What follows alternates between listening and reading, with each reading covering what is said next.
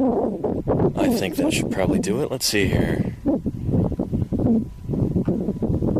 All right.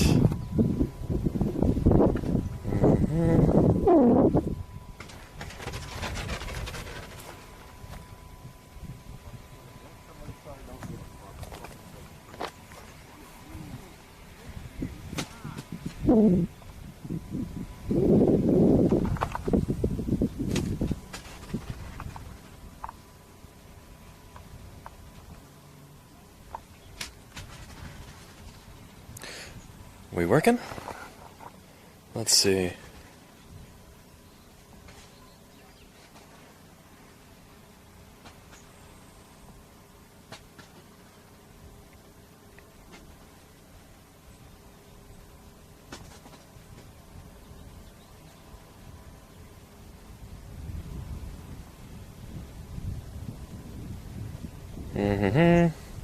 Apologies if anybody's watching right now, and I don't seem to be doing anything. I'm not getting... Oh, there we go.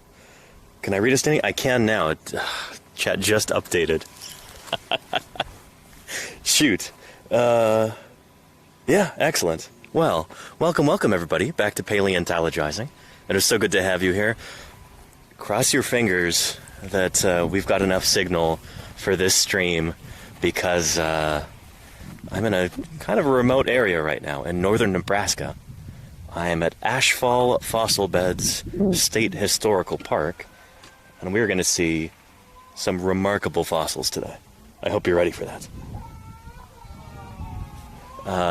So yeah. Man, that kid is not having a good time over there. He's screaming bloody murder. Here are some bronze reconstructions of some of the animals that we're going to see today, which I'm pretty excited about. Yeah. A lot of fossil rhinos. We're going to see some camels, we're going to see some tortoises, and we're going to see some other critters. Very, very excited about that. Lovely bronze reconstructions of these animals. These are about the size of the rhinos that we're going to see. So they're kind of barrel-bodied, kind of stocky-legged, short, smaller than a lot of modern-day rhinoceros. The ones that you might be familiar with from the African plains. But these are right here in Nebraska, and we're going to be seeing lots of fossils from them. So, yeah.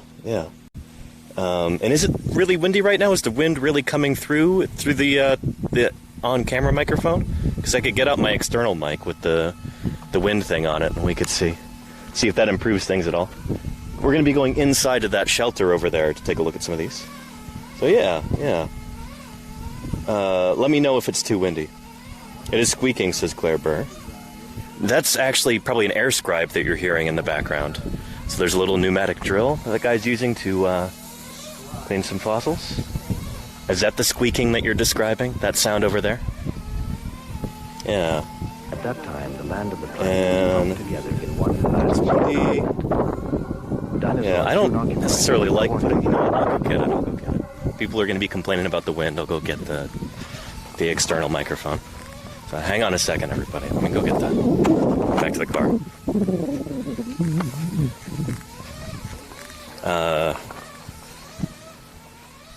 Let's, here, go to the waiting screen for just a minute here. Hang on.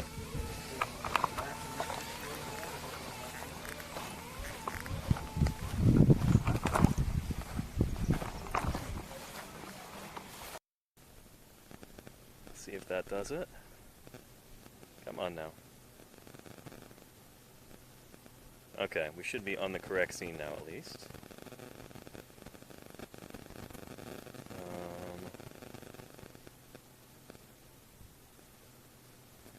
Alright, am I back? Can you see me?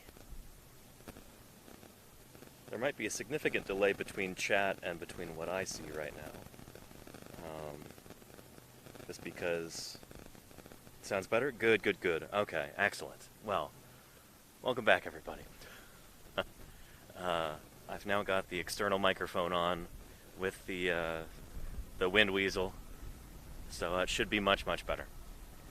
But I'm here at Ashfall Fossil Beds State Historical Park in northern Nebraska, and we are going to see some very, very cool stuff today, so I hope you're ready. A lot of this is going to focus around these critters. So these are extinct rhinoceros that once roamed Nebraska. Yes, they are related to modern rhinoceros. I'm not sure how closely related. Again, I don't work on these guys in particular. Let me introduce myself real quick for anybody who might be new. My name is Danny Anduza. I'm a dinosaur paleontologist. And I'm here on Twitch doing some good old-fashioned science outreach, you know? Answering people's questions, discussing current issues in fossil science, trying to give you an inside peek into how paleontology works. Now, right now, I'm embarked on this great big road trip going across the U.S., visiting different field sites, visiting different museums, and I guess we're at both today, a field site and a museum in northern Nebraska.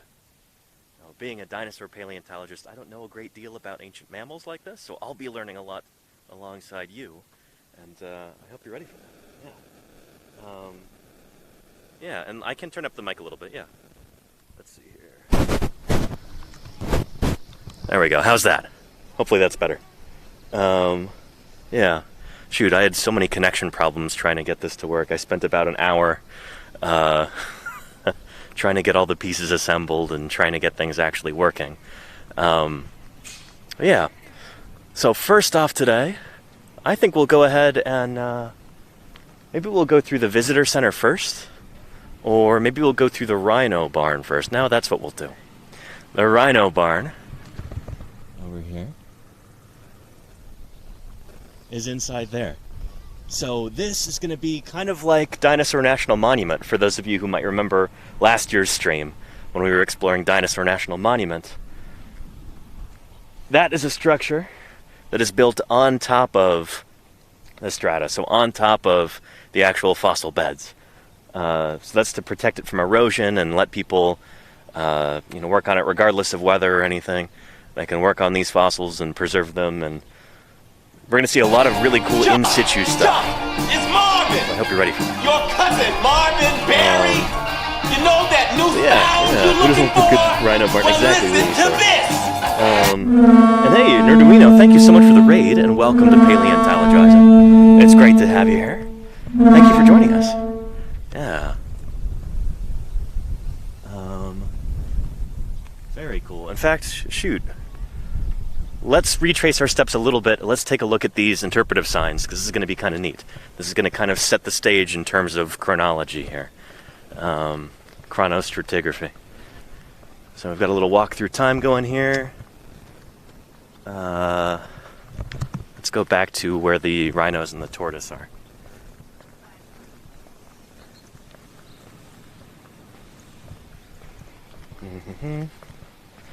Cosmology raid, very, very cool. Hey, so welcome Nerduino and raiders to Paleontologizing. Shoot, I guess I'll do the intro again. My name is Danny Anduza. I'm a dinosaur paleontologist, and I'm here at Ashfall Fossil Beds State Historical Park in northern Nebraska. I'm going to show you some very, very cool fossils. We're not going to see any dinosaurs today, really spectacular, unless there are any bird fossils. But you are going to see plenty of ancient mammals and maybe even some tortoises, like that guy over there. And many of these are going to be in situ. They're going to be still in the ground, exactly where they died They have given a couple million years 75 ago. gift subs in the channel. So, geologic timeline, we're starting off here. You're beginning an immense journey. The ash bed at the end of the sidewalk is 12 million years old. At this scale, each step will take you back 30,000 years, and all human history occupies less than 3 inches. That's this red line.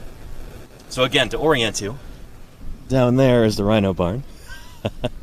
And we're going to be walking down this path. This red line here represents all of human history. We're doing this little thought experiment. So 12,000 years ago, humans entered the Americas. Mammoths, horses, giant beavers, saber cats, mastodons, direwolves, grousloths become extinct 12,000 years ago. We're following these rhino tracks down here. And shoot, I just realized, did I leave my mask in the car? Hang on a sec. Well, we'll be fine. I don't know.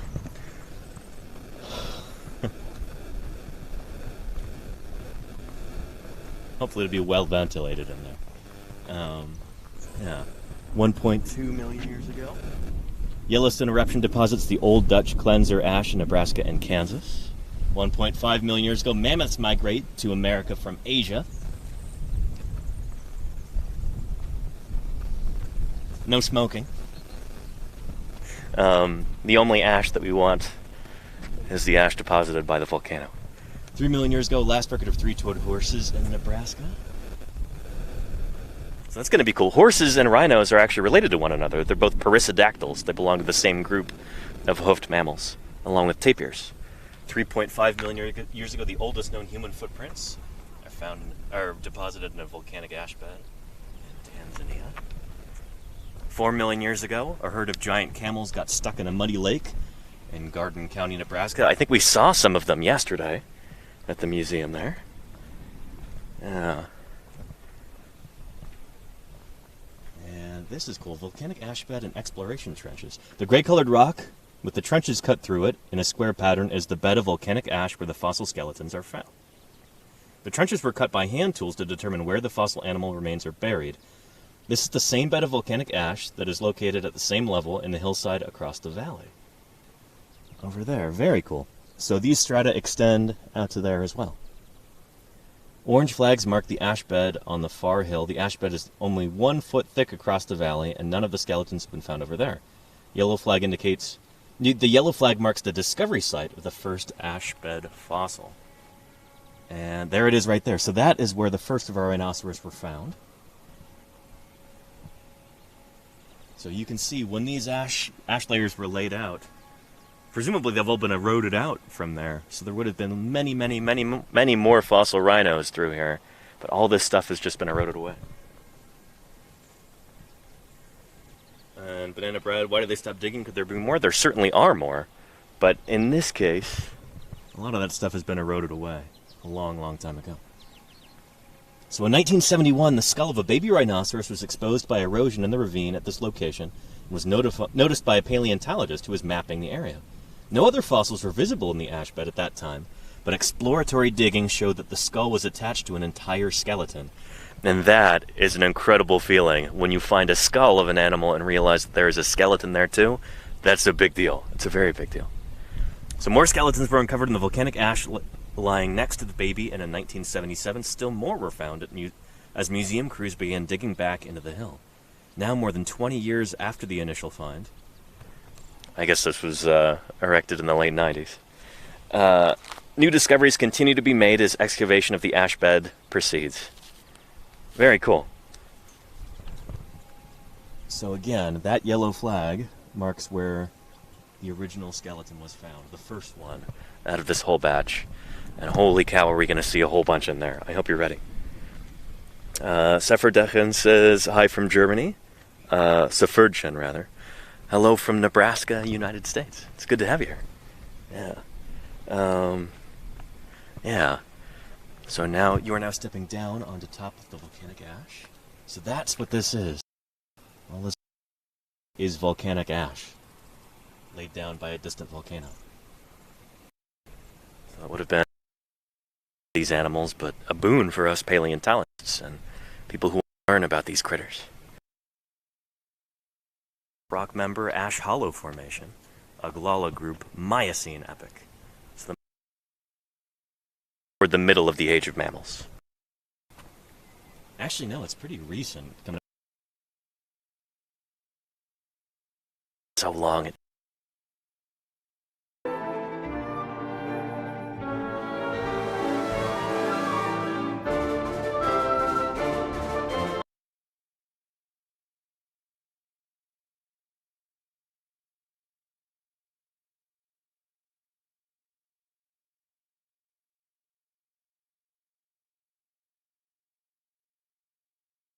(1978 to 79) quarry. So the red flags mark an area where more than 200 skeletons were collected by paleontologists from the University of Nebraska State Museum. So each red flag there represents, I guess, a different rhino skeleton. So many of these were brought to different institutions for study. But yeah, people here realize that it's like this is a wonderful opportunity to study these things in situ. So we'll learn more about that inside. Yeah.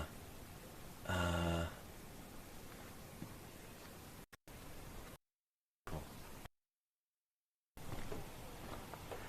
All right. And 12 million years ago, now we're approaching the time that supervolcano creates the fossils found in this site. Let's take a look. You ready, everybody? National.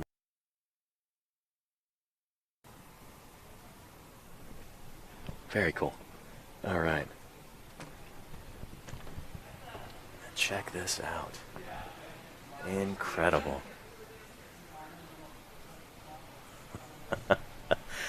This is much bigger than I thought it was going to be. Very, very cool.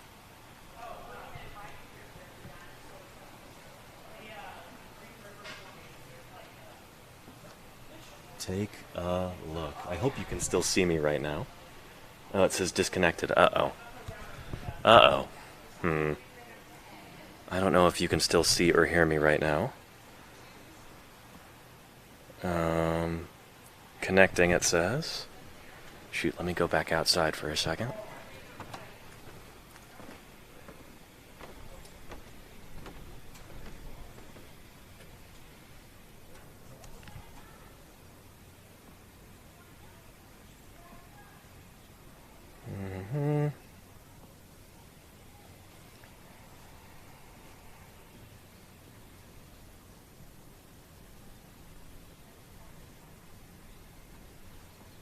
There we go. I can't see chat right now. Hopefully you can still see and hear me, because I have, like, no indication of what's going on at the moment. Yeah. Judani says, today I learned that Nebraska has internet. Well, to a certain extent, I suppose. Again, I have no indication that you can see or hear me right now. I might just be talking to a camera like a crazy person. Yeah.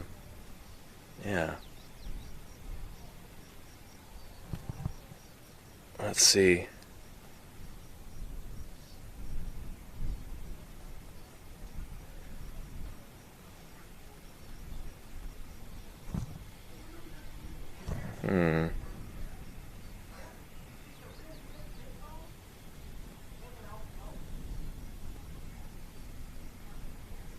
I'm still on. Okay, okay. Lordy just sent me a text message saying that I'm still on. Thank you, Lordy. Good to know. Yeah, because I have no indication of that. I will just go ahead and proceed like everybody can still see and hear me. And, yeah. We'll see what happens. She says, you still sound perfect, but you can't see us. Well, shoot.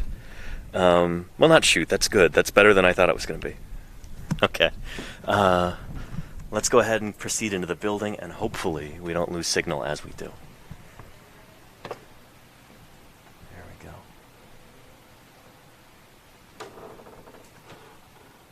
So here's some people who contributed to the construction of the Hubbard Rhino Barn. Very, very cool. So you can see these exploratory trenches that have been dug, and work here is ongoing. So somebody over there, she is continuing to work on this right now. Very cool. So this is the actual bone horizon. It's 3 feet down right there. So I guess whoever was, like, working on this initially must have done some very careful surveying to find out in which direction the beds are tilting and everything. Here in Nebraska, there's not a whole lot of orogeny or mountain building or anything like that, so I wouldn't expect everything to be very tilted, but I don't know. I've never worked at this site before. Cool stuff. And take a look at that. We've got a lovely 3-toed horse, Pseudohipparion gradum. Very, very cool.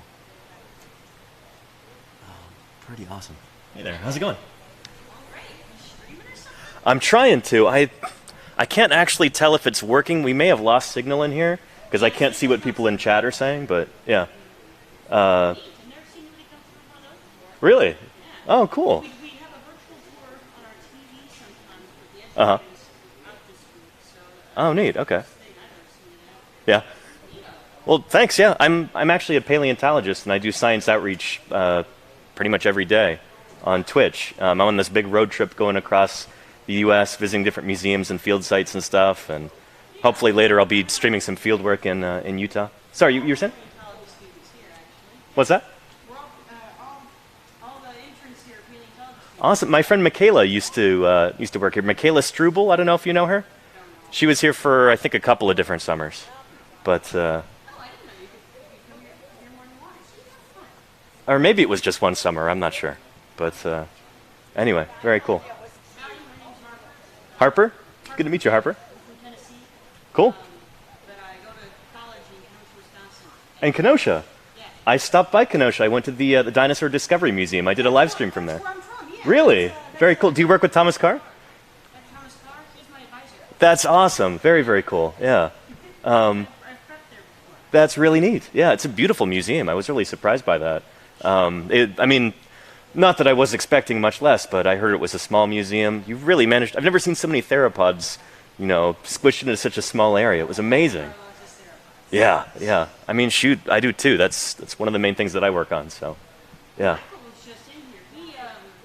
So I'm a biology focused Uh-huh. paleontologist, so I do vertebrate paleontology. Uh huh. Michael is a geology focused one. He's currently out on the boardwalk out there with the cave, but I'm sure he'd love to talk to you too. Cool. Awesome. Thank you. Yeah. This year we're working I think you should enjoy science as Ooh, much as you very can. cool. And you can't enjoy science alone. You have to share it. Uh huh. This is the area, the big site that I like to call Scavenger City. Okay. There's burrows all through here. Uh huh. Check that out. There's the dark splotch. Very cool.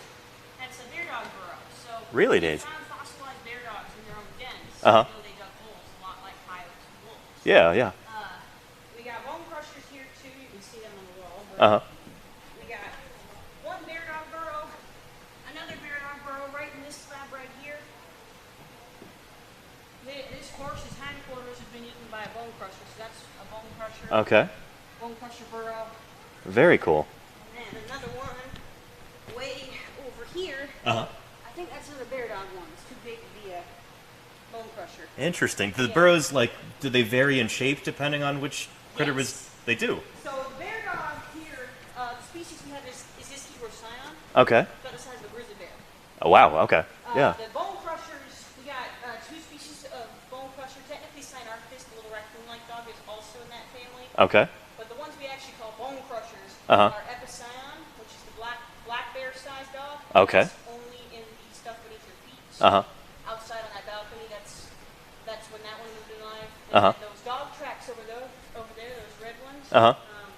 Those belong to a Luridon. That's the wolf-sized one. Very cool. And Very so cool. all the traces we find here have to be from wolf-sized bear dog Uh-huh. or wolf-sized bone crusher for the bear dog. Uh huh. Yeah, so if you know how big a wolf den is, they only got to be about that big. Uh huh. Yeah, So just barely that's how bigger than big the torso. bone crusher burrows are. Very cool. The bear dog one is like that big. Uh huh. Yeah, so it's all about size. Really neat. Really neat. So the way that I'm trying to think of how the burrow would be preserved. Were they burrowing in after the ash had already fallen, or is the Burrowing as it was falling, actually. as it was falling? Oh, okay. The ash event, the volcano erupted at most for about a week. Okay. Okay. But the ash was falling for months, if not years afterwards. Okay. The animals here all died within 6 weeks, Gotcha. so they all died of ash inhalation above a certain size. Uh-huh.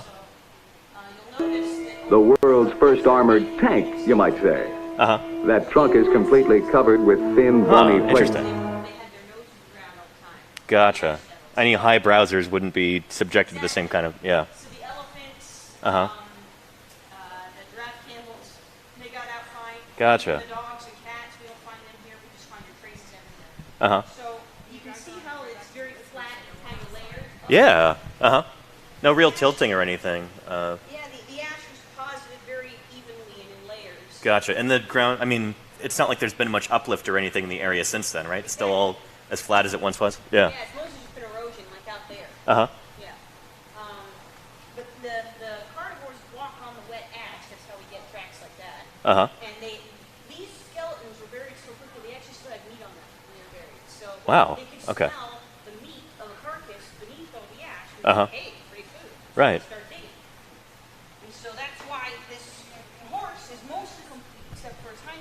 Uh-huh. And then over there, you got tons of complete skeletons. Exactly. Wow. Yeah. They started back in the 90s. I don't know if you ever been here before. No, first time. Yeah. Oh, wow. Yeah. Great. It's always great to see new people here. Yeah, there's a lot of neat stuff here. Awesome. Cool. I'd love to tell you all about it, but that's technically Michael's job, and I don't want to rain on anything. Well, since you work, you're more like me, and more on the biological side of paleontology. Do you have a favorite critter here? And Favorite critter here? yeah, what's your favorite critter that you've worked on here? I guess. Worked on. Okay. Of the ones I've worked on, I really dig the horses. Okay. Uh huh.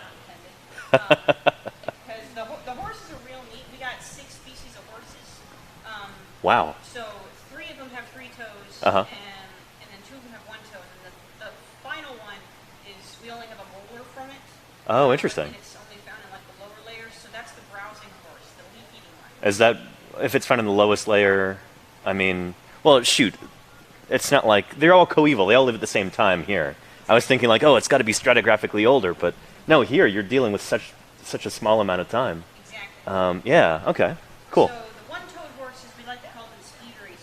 Okay. And the 3 toes are the all-terrain vehicles. Gotcha. Yeah. I hope. Shoot, I've got the special microphone on here. I hope people at home can hear you right now. I still have like no indication of. I don't know. The chat function isn't working. I don't have enough signal for that. But yeah, hopefully everybody at home, if you are still watching right now, you can hear Harper. Well, But yeah, this is. I watched a paleo trip on Twitch before. Yeah, there's like maybe 2 or 3 different paleontologists on Twitch, but I'm the only one who's like full time. So yeah. I'm going to give that a try. That sounds like a good market. You should check it out. Yeah, no, I love this platform because Twitch is mostly like people associate it with like video games and stuff. Yeah. So this is like pure science outreach. It's like I'm reaching people who didn't even realize that they were interested in science. It's not like kind of preaching to the choir like a lot of science outreach tends to be, where like you're already talking to people who already know that they like science and they sought you out because of that. There's people who stumble into this and they had no idea that science could be that interesting or this accessible. And so it's been really, really cool. Yeah. That's real awesome. Yeah, thanks. I used to try and do YouTube before I got into college. So I used to try to do YouTube too. It's tough. I know a little bit about it, but I stopped doing that a while back since I got in LA. Yeah. That's Michael down there. He's in the cap, obviously. Hey, Michael, how's it going? He's a geology-focused paleontologist. So, Cool. Yeah. All right. Very nice. Very nice. I got one more year before I got a double thesis coming up from Nova. Very nice. But yeah, so Cool. He is the educator right now. I'm technically one big in there, so I'll turn it over. I like to say I'm the This IT. feller shooting right now. Yeah, Oh, this really? is a Oh, live okay. stream on Twitch. I can't. The chat thing isn't really working because we've got like very limited signal here. But I've been told that the video and the audio are still going through. So Oh, really? Okay, awesome. yeah, so I can't be as interactive as I would like to be right now for anybody watching. Apologies, but yeah. So this is Michael, geologist. You can call yourself a geologist. I mean, we're not credentialist here. Yeah, no you know. one's going to come after me for it. Yeah. So cool. Tell us a little bit about, I guess, the depositional setting here. Like, what kind of environment was this like before the volcano went off? Yeah, so this was a seasonal water hole. Think of a pond, a stagnant, just disgusting place out in the middle of a field. Okay. So what would happen is rains would come in, fill up the water hole, animals would come in, start drinking, they would start wallowing in it because it was probably pretty muddy. And then when the dry season would hit, it would dry up again. And Okay. then they'd have to go somewhere else to find water. Sure. Well, when the ash started falling after the volcano erupted, this still had water in it. So we know it was somewhere in the wet season. Okay. So what happened is, after the ash started falling, the ash would mix with the water. Uh-huh. And it was probably kind of a slurry almost. Okay. So when these animals were coming here, they were drinking out of it. Sure. They were probably upsetting their stomach quite a bit. Okay. Drinking ash doesn't sound very pleasant. No, it doesn't. No, not at all. Would not recommend that to anybody at home watching. I tasted the ash. It's not very good. That's the best part about being a geologist. You can taste anything you want. Exactly. Yeah. Yeah. Shoot. If you want to figure out the lithology, chewing something is often a good way to do it. Yeah, exactly. Yeah. Yeah. Yeah, if you chew this ash, it's very gritty. Okay. It's not quite sand size, so it's around silt size to clay size. That's still larger than I would expect for ash, though. That's Yeah. yeah. Huh. Especially being we're about 1,000 miles away from the actual volcano or the caldera. So that's not the Yellowstone caldera, is it? No, it's Okay. related to it. Okay. Okay. The Yellowstone caldera is fed by the Yellowstone hotspot. Uh-huh. The Bruno Jarbidge caldera, which is the caldera that created all of this ash, or the volcano, I should say, was also fed by the Yellowstone hotspot. Oh, It gotcha. was So it's just like a previous location, basically. Exactly, yeah. Okay, gotcha. Yeah, yeah.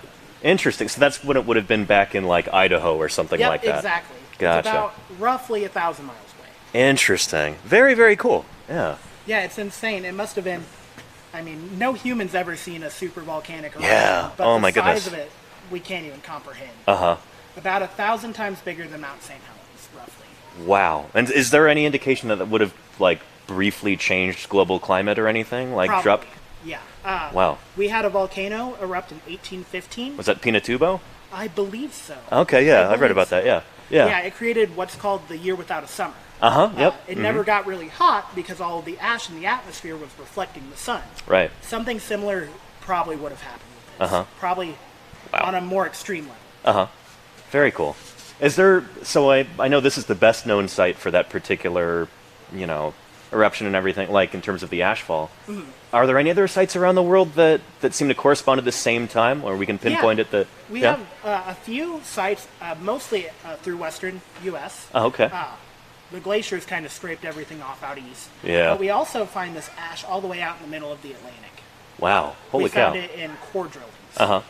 which is, kind of insane. First off, marine deposition is wild. Uh-huh, It yep. records everything. There's like no erosion going on down there. Exactly, yeah, yeah. But yeah, we found this in many other places, and we've actually chemically tested it to confirm it. Gotcha.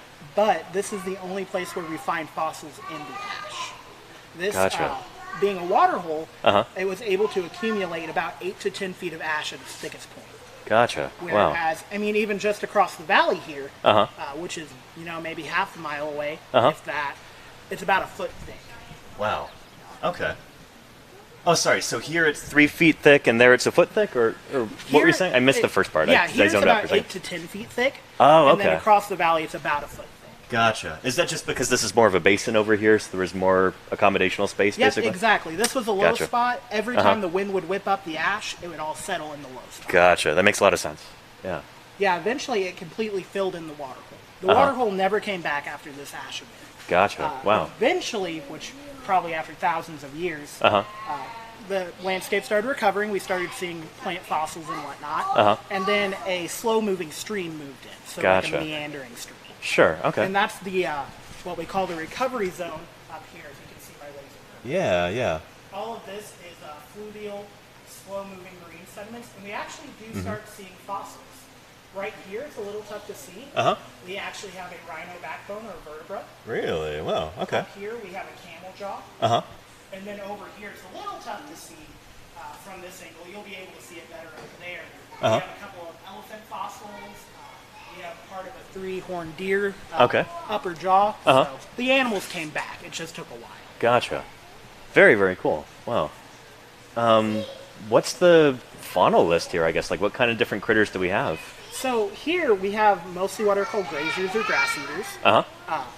The ash particularly affected them more than most other animal groups. Gotcha. That's what Harper was telling us, is that it's like a browsing level thing where, like, the ones who've got their snouts down on the ash Exactly. would have suffered the worst consequences. Yeah. Yep, so we Yeah. have all these grazers for the Uh-huh. most part. We do have a few browsers, mostly Okay. the little, or not 3-horned deer, saber-toothed deer. They were about yay big, Okay. about the size of a small dog. Okay. The ash, they didn't really have a chance because they were so small. Gotcha. The larger browsers were probably able to survive because they didn't have to stick their face down through it. Uh-huh. Those guys, their respiratory system was so small they just couldn't handle any amount of ash. That makes a lot of sense. Yeah. Kind of like a canary in a coal mine sort of situation Yeah, almost. exactly. Yeah. The birds, I don't know if Harper mentioned this. No. Yeah. Birds have a very odd respiratory system that can't handle a lot of stress. Mm-hmm. So they were some of the first to go. But the wild thing is, which we can't confirm this for Uh-huh. sure, but we think the ash may have stuck to their feathers and weighed them down, Oof. and they may have been buried alive. Uh-huh. Which is Yowza. just horrifying. Yeah, really. I mean, especially when, I mean, this is the one area that this has been preserved in, but presumably there would have been places like this for thousands of square miles around where just tons and tons and tons of critters were dying. Exactly, yeah. We know that there were other water holes Uh-huh. across Nebraska. Whether they've been preserved is a question. We definitely haven't found them if they have been. So they may, if they do exist, they may have been eroded or they're still buried. Or we Gotcha. just haven't found them yet. Right, yeah, yeah. But yeah, this same scenario is probably happening all over the savannah. We just can't say for sure. Wow. Since this was such a big event with, like, global consequences for a while, is it thought that and this might be getting a little bit too precise or something, I don't know, it might be really hard to tell. Are there any critters that seem to have gone extinct because of this event? Like, does anybody just blink out of existence around this time? That's a really good question.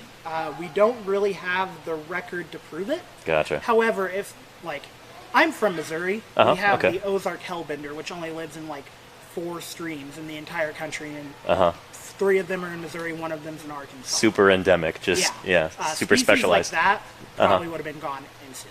Right. We don't have any record of that. It's hard to pinpoint that within the fossil record for any species. Exactly, yeah. But yeah, if there were any species like that, which there probably were, they were probably gone. Gotcha. Wow. Yeah, it's one of those things where it's like, yeah, it's likely. We can't say for sure. We don't have any evidence. Yeah, that makes a lot of sense. None of the species of Ashfall went extinct. No. Yeah, Everything okay. here that we find in the ash bed, they were locally exterminated. Yeah, or extirpated, as yeah. Harper likes to point out.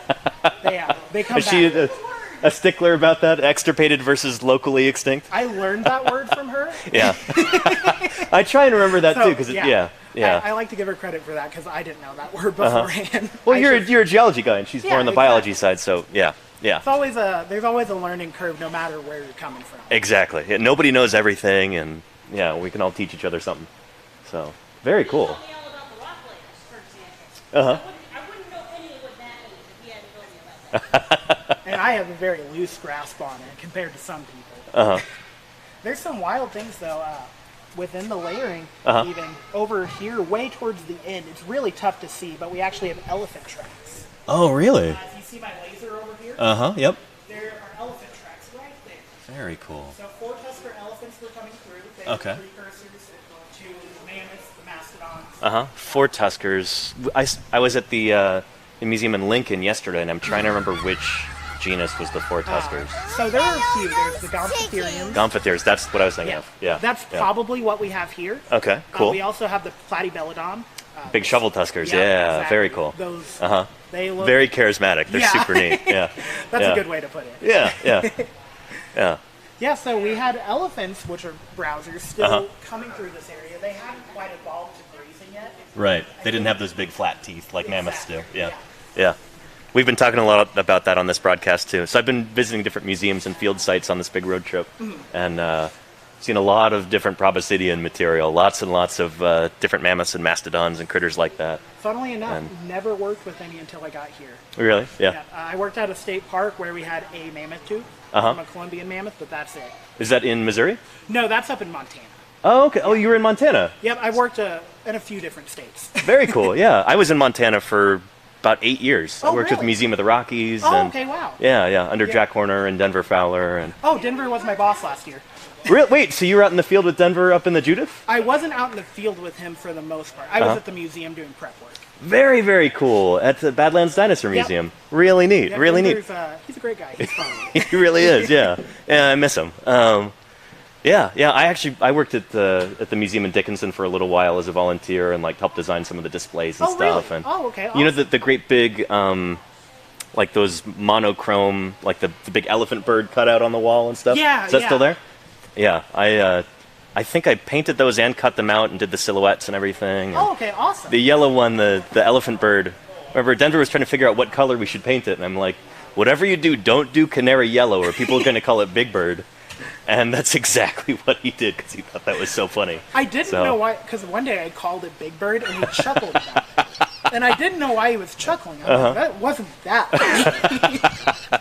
Yeah, Denver could be a little bit of a troll sometimes, in a good little way. bit, So a little yeah, bit. yeah. Well, that's really cool. Small world. Yeah, Wow. Yeah. I mean, girl I met last year, actually went to high school with Harper. Oh, really? Oh, cool. She's a paleontologist working up in Montana right now. Awesome. It's like, it's such a small world. It really is. It really is. Like, shoot. I've run into a number of people this summer that I knew that I was not expecting to run into at various museums and stuff, and Yeah. it's pretty cool. It really is a small world. That's been my experience. One of the interns I trained at the park that I worked at in Montana, I just saw him in a newsletter from a museum in Wyoming. Nice. It's like, I texted him, I was like, you're famous now.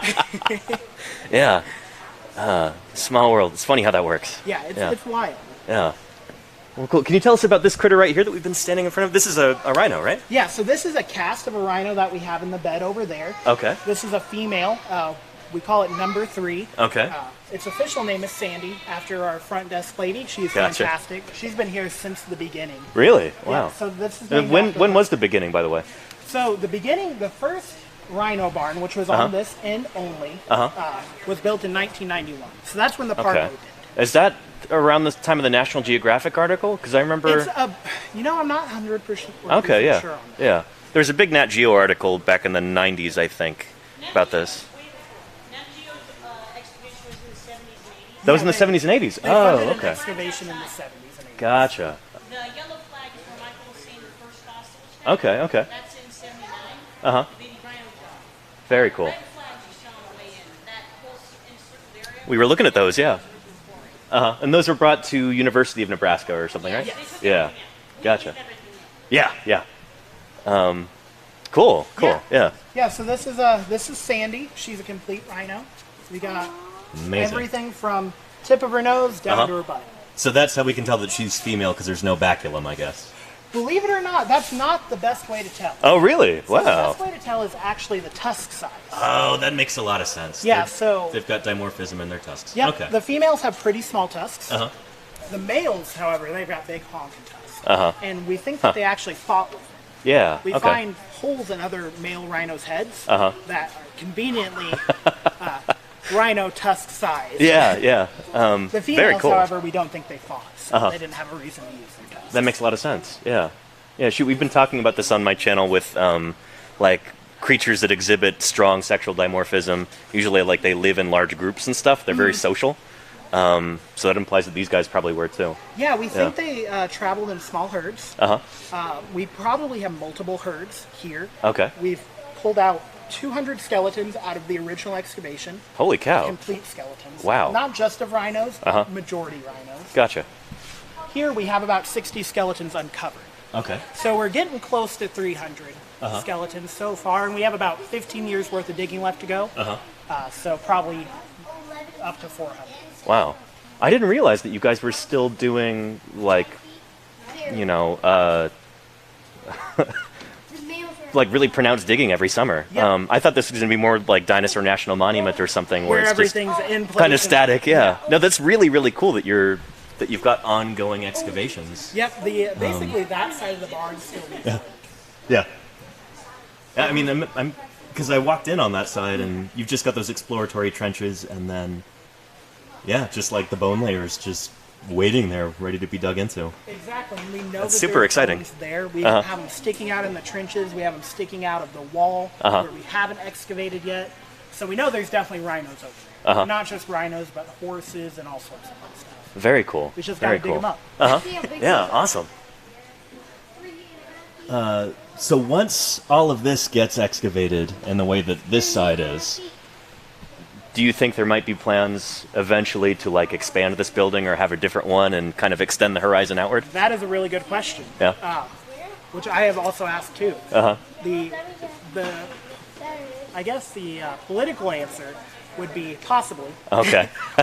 It depends on the money. Yeah, it always comes down to that in paleontology. Exactly. Yeah. We got a very, very generous donation from the Hubbard family to build this barn. The Hubbard Rhino Barn. Yeah, Yep, it's exactly. beautiful. And this little rhino, number 25, it's a little tough to see. It's just over on the other side of this display? Yep, right here. Oh, okay, yeah. That was the first rhino discovered in this barn. Oh, wow. And we named it Claire after Claire Hubbard. Very nice, very nice. We've got a prominent Claire in our community too. One of our moderators. She's very Oh, really? hardworking. So hey, shout out to Claire works and out. Claire the Rhino. Very, very cool. Yeah. Awesome. Really hope everybody's still watching right now. But even if they're not, this is still really fun to be able to talk to you. And Oh, yeah, it's these great are questions talking I'd be answering anyway. I'd be asking anyway. I mean. Yeah. Yeah, very, very cool. This is amazing. Yeah. It's just insane. I mean, where else do you find mother-calf pairs of anything in a significant number That's anywhere in the world? really, No, really nowhere. special. Yeah, it's like, I'm sure it's been said a bazillion times, but it's like a Cenozoic Pompeii. Yeah, exactly. Yeah. It's just, you don't see anything like this anywhere within the fossil record, really. I mean, you have the mammoth site up in South Dakota that happened over the course of thousands of years. Yep, which I'll be visiting tomorrow, I hope. Yeah. Definitely worth the drive, for sure. Awesome, cool. Everything dead within 6 weeks. Wow. Yeah. That is extremely rapid. It's just insane. Yeah. I mean, normally as paleontologists, we're working on, thousands, hundreds of thousands, millions of years. 6 weeks is... Are you a fan of dinosaurs? I Yeah, won't that- get that was angry gonna if be you next. aren't. Oh, cool. Yeah, would you like to see the thing that actually killed everything here? I'd love to, yeah. All right, so all of these animals, they succumb from the ash. That's eventually what killed them, or most of them. However, we have symptoms of that respiratory illness, I guess I should say, Okay. on their bones. Really? Yes. Holy cow, So we've got a just as smoking little gun. Side trip, this is actually an unborn rhino still in the birth canal. I was going to ask if you had anything like that. That is incredible. I'll tell you Most Wow. of the calves that we find here are about the same age, a few months old. So we think that they were all, either it was calving season or something was causing them to give birth prematurely. This one, however, didn't get that chance. Right.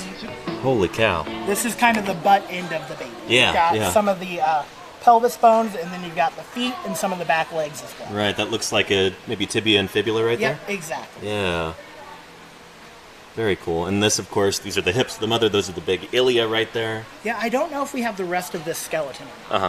If we do, it's at you now. Gotcha. Yeah, so I mentioned that respiratory disease. If you come down here to look at this skull, this is a juvenile female that shows very pronounced Marie's disease. Wow. So Marie's disease is a growth of bone caused by lung failure over a prolonged period of time. Okay.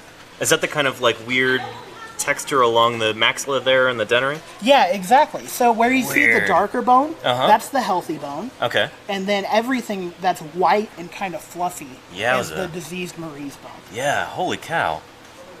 Now, And that happens so quickly. So I guess, yeah, shoot, these animals would have been stumbling around in the ash for, weeks, I guess. Yep, exactly. So it would give it long enough for that to develop. It's caused by an inflammation in the outer coating of the bone called the periosteum. Yeah. What causes that inflammation, the connection between the lung failure and that, it's not well understood. Gotcha. So that's a big mystery. Us. And we still see this in modern day animals and even humans with lung failure. Wow. It takes about 10 to 14 days to set in. So we can get a rough estimate of how long it took these animals to die by bleeding.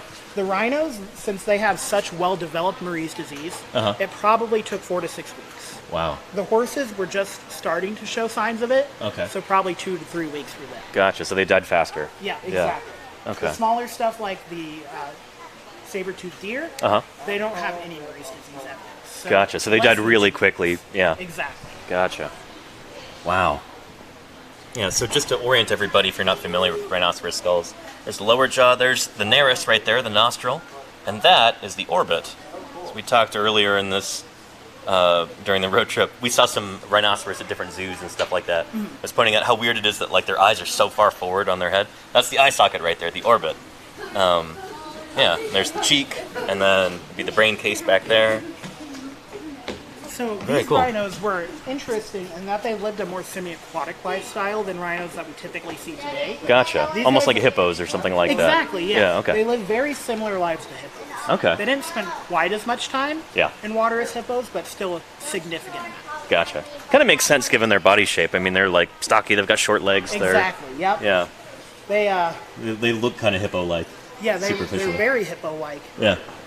Which is, I find odd that they're still grazers, but yet they're semi-aquatic grazers. I mean, hippos they mostly eat grass, I think. Yeah. So it kind of makes sense. They were probably going for like a lot of shore, like near shore plants and things like that. Maybe Gotcha. Like reeds and water, things like that. Do we have evidence for that in their teeth, like in microware or anything like that, or So- isotopes? With these guys, we did isotope studies. We found mostly C4 plants. Okay. However, we can't really do microware work to figure out what they were eating. Gotcha. Okay. These guys, as they were, they still had to graze even after the ash covered. And so the ash would have really abraded their teeth and really messed up any evidence that might exactly. Their teeth are essentially polished. be there. So yeah, we can't really tell anything from microware studies on diet. We can tell that they were eating ash, Right. Yeah. quite a bit of it. Wow. So cool. What an incredible sight. This is just amazing. It's wild. You Yeah. don't see anything like this. Very, very cool. Now, before I forget, I want to ask if I am still live right now, if people are actually watching. Hopefully they are. How can people support the research that's going on here, this ongoing work? And also, like, where should they follow on social media? And do you have anything that you'd like to promote Yeah. on social media or anything? So you could, I believe there's a donation tab on our website. Okay. It's, I believe, ashfall.unl.edu. Okay. If not, if you Google Ashfall, you'll be able to find it. Yeah, we've got some smart viewers. Hopefully they can figure it out. Yeah. Our social media is just Ashfall Fossil Beds. Okay. And my personal Instagram Yeah. is at that Paleo Boy. Okay. Boy is B-O-I. Gotcha.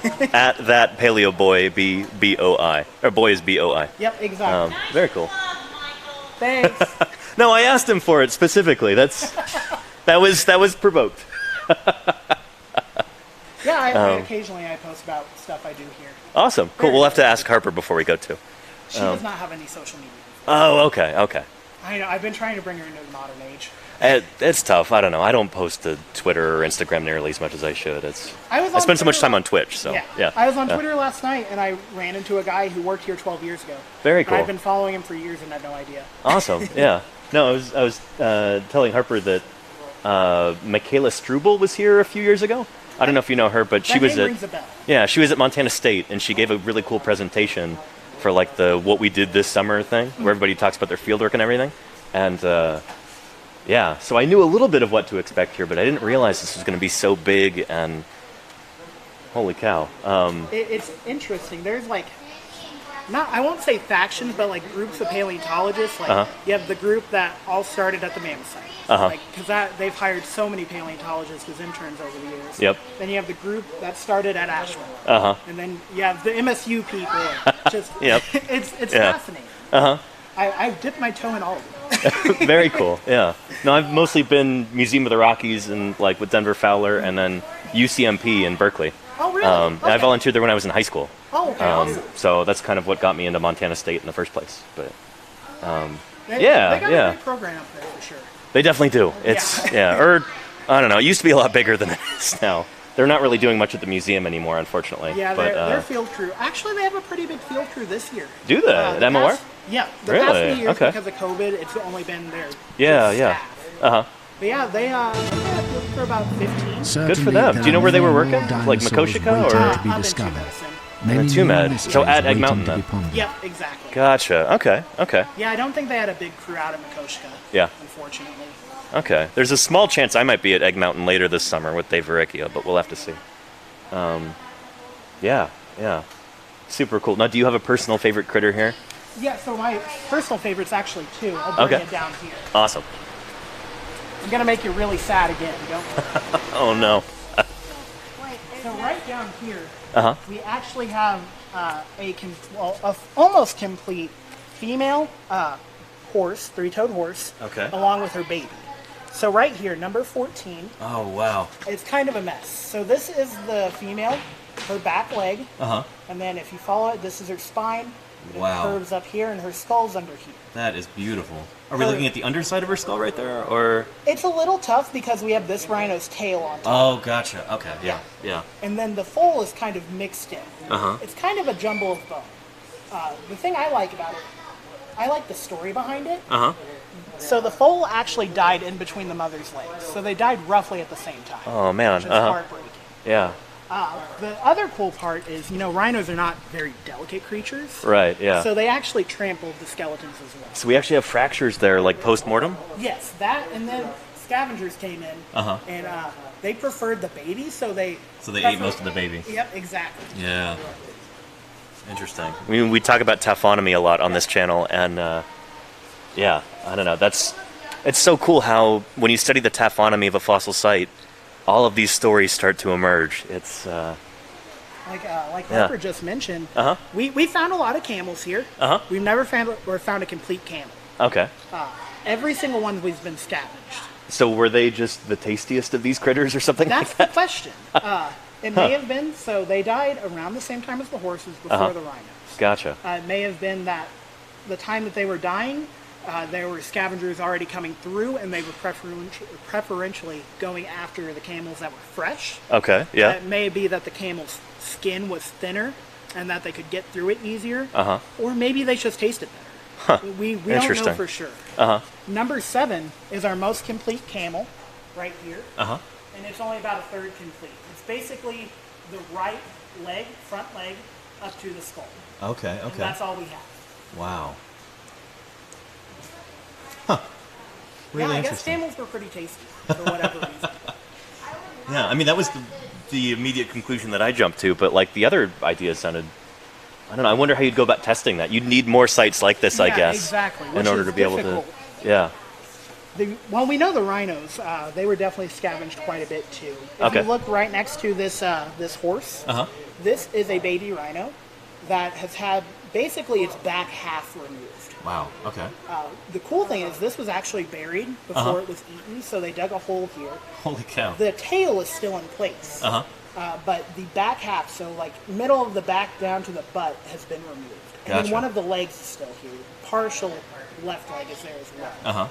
So they just kind of took this section out. Really interesting. Which is, I find interesting just because they had to dig down to it, but everything else stayed in place. Right, yeah. It's hard to find an articulated tail, especially after something's been scavenged. Now, are there any like tooth marks that have been found on bones, or bones that are clearly crunched or anything like that? Yeah, we find both actually. Really? We find lots of bone fragments, especially in the feeding burrows. Okay. And then Makes we do sense. find tooth marks on the bones as well, especially the ones that have been scavenged. Gotcha. Severely. Very cool. Now, speaking of scavengers and other carnivorous critters, do we have any skeletal remains of those guys here, or is this all herbivores? Yeah, so it's mostly herbivores except for 2. Oh, okay. You can't really see it from anywhere on the boardwalk, but we actually have a raccoon dog or raccoon-like dog in between these 2 rhinos here. Oh, very cool. This is Mulder and Scully. From X-Files, yeah. Yep, exactly. Kind of parked right in between them, right behind this little casket. Gotcha. And it's a complete skeleton. Huh. And then over here, we actually have the front right leg, the ancestral dog. Okay. So we call that a fox-like dog. The genus name's Leptocyon. Okay, I've heard of Leptocyon, yeah. Yeah, it's just this one leg. Gotcha. And that's it. We don't find really any other carnivores within the ash, or at least yet. Do you think that's because there's fewer of them in this environment, or do you think it's like they just didn't die as often? Exactly, yep. Is it both? A little bit. Yeah. So there definitely were a lot more herbivores than carnivores. Yeah. Typically that's how it works, but we think they may have actually survived this event. Gotcha. Like I mentioned before, these are all grazers.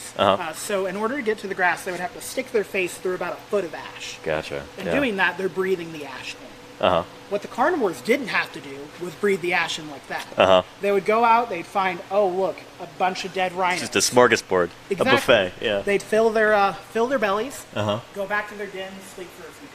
Yeah. So they didn't really have to deal with the ash in the same way that the herbivores did. Makes a lot of sense. Yeah. Yeah, they got, I wouldn't say lucky, because that's just how their lifestyle was, but it was convenient for them. Sure, they fared a lot better than the herbivores Exactly, did. Yeah. The herbivores were definitely preferentially targeted, but not on purpose. Yeah. Now, most of these bones are relatively large, especially for Cenozoic, or for, I don't know, Miocene mammals. How many small critters are here? Like, were there microvertebrates that have been dug up out here? And have they been extracted, I guess? Yeah, so we've had a few. We found frogs, turtles. We actually, when we were building the foundation of this building on that end, we found a complete articulated snake. Very cool. Wow. Which was really cool. I believe all of them are new species. Holy cow. If I remember correctly. Holotypes, very cool. Typically, you don't find articulated Miocene small animals. Yeah, that's pretty rare. Yeah, basically, yeah, we found a lot of new species here. Really It's cool. wild. Yeah. And so if those were new species, then they had to be reposited in a. You probably, I don't know how the rules are, but I'd guess that you can't have a holotype still in the ground, right? You know, that's not against the rules by any means. It's not? No, Oh, okay, cool. The small stuff, though, for the most part, it's all at UNL in their collection. Gotcha. That makes sense. Yep, the Yeah. snake specifically, they actually CT scanned its head, which is pretty cool. Yeah. I haven't actually seen it yet. We're supposed to go there in a couple weeks. Oh, very cool. Very, So very I'm cool. excited for it. Neat. That sounds like it's going to be a lot of fun. Yeah. It'd be awesome if you guys had like a.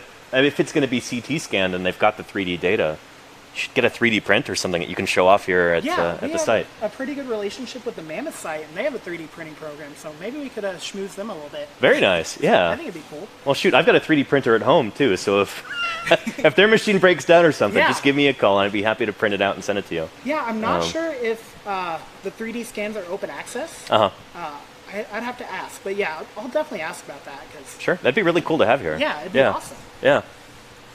So yeah, we found quite a bit of little stuff. We found axolotls. Very which are cool. pretty cool. I believe we have one articulated axolotl. Really And neat. we can tell that they're not fully formed salamanders yet. They have a hole going through the centrum of their vertebra for the notochord. Gotcha. And then as they matured, That fuses up. yep, exactly. Very cool. We don't Very know cool. if they were staying or in their larval stage. Like modern in Mexico. axolotls do. Yeah. We don't know that for sure. That would be an interesting question, though. I would imagine, based off of modern axolotls, that they weren't, solely because modern axolotls typically require a cooler environment, especially like the ones down in Mexico. They have to have water of like 60 degrees or colder. Oh, interesting. Yeah, they like it Okay. really cold. That's why they stay immature throughout their whole life. Yeah, Okay. exactly. If Gotcha. it were any warmer, then they go straight to full-grown salamander. Gotcha. Okay. Cool. And I can't neglect to ask about plant material at this site because I'm sure we probably got some plant people watching. Yeah. Yeah. A little bit of plant material, not a ton. Okay. Typically, what we find is not identifiable. Okay. And we should go. Gotcha. We found the remains of plant roots. And weirdly enough, we're not entirely sure what's going on. There are little bits of bone and like these little tiny mini concretions in some of these plant root remains. Interesting. We don't know what they are, so we've been collecting those. But for the most part, not a ton. We do find hackberry seeds. Hackberry seeds. Okay. Yeah, so we have modern hackberry trees, and their fruits produce like little seeds. Is that- We have Miocene hackberries as well. Gotcha. They're like these little white petals. I've never heard of those before. Is that a big deal in Nebraska? You know, I'm not 100% sure. Okay. Maybe it's like I- huckleberries in Montana. Everybody Oh my makes a big deal out of them. My first summer in Montana, I was in Red Lodge Oh, yeah. at a little field station, and everything was huckleberry flavored. Yep. Huckleberry hot chocolate, pretty good actually. Yeah, believe it or not. yeah. I don't know if I've tried that, but like all sorts of huckleberry candies and ice cream and stuff like that. And, They love their huckleberries. oh, yeah. So interesting. So I'm gonna offend the Montana people by saying they're basically blueberries because I've been executed. no, you can't say that. Yeah. Yeah. Oh, very cool. So was it hackberries you were saying? Yep, hackberries. Hackberries. I believe we have some in the visitor center. Okay. If not, there's a little wooden building called the Heritage Center. Gotcha. I walked by it. Yeah. There will be some hackberries in there. For Very cool. Okay. Neat. Wow. I wish I could see if and what people are typing into chat right now. sure. If you'd like, before you head out, I could give you a little bit of the ash. I'd love that. Yeah. Hold out your hand just like that. Okay. There you go. Wow. Take a look. So it's very fine. It's very powdery. Uh-huh. It's essentially powdered volcanic glass. Wow. If you can So not the imagine- sort of thing that you want to be breathing in all the time. Exactly. It Yeah. was just slicing up Oof. all the little alveoli in their lungs. Uh-huh. And It's- then, or sorry, go ahead. No, go ahead. Yeah. Oh yeah. So what would happen Jump! is as it's slicing Jump! up their lungs, It's their lungs Marvin! are secreting fluid Your cousin, Marvin surround Barry. the foreign object. You know that new sound you looking for? Well, listen to this. So, it was a pretty slow and not great fun. Yeah. Not a fun way to die. Definitely. Oh man, it's more fun than I was expecting from what you were describing. But I guess Yeah. I guess it is a little bit more coarse than silt. It's a Yeah. tiny bit abrasive, And partially that's because the grains are so angular and jagged. These are essentially just glass shards. Gotcha. Holy cow. Just like glass dust, basically. Amazing. Yeah, definitely don't want to breathe it in. Yeah. I've had people like sniff it when I gave it to them, and I'm like, please don't. It's the one thing I've been telling you for 30 minutes. That's how these animals die. Don't suffer the same fate. Oh, that's so cool. Thank you so much for sharing. That's Yeah, no problem. Yeah. What's been your favorite part about working here? I mean, when do you get to work in a lagerstätten? Ever.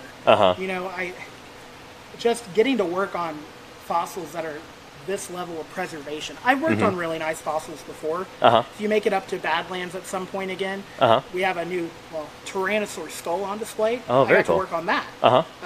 But I mean, nothing compared to this. This is incredible. And for anybody who maybe didn't catch that or not familiar with that term, lagerstätten it's a German term. I forget what it directly translates to, but it's just a fossil site where you've got extremely good preservation. So sometimes in the case of like Solnhofen in Germany, or the Yixian Formation in Liaoning, China, sometimes you get like soft tissue. Sometimes in the case of a place like this, it's just exquisite preservation of like huge parts of the animal. Like you've got complete skeletons left and right, just preserved where they fell. So yeah, lagerstätten. It's, I don't know, it's one of those words that we say as paleontologists. There's like this big tinge of reverence in that word. Lagerstätten it's a magical word. Yeah, I never thought I'd get to work at one. It's wild. Pretty amazing. Yeah. I'm used to Hell Creek stuff that's like chunks. Yep.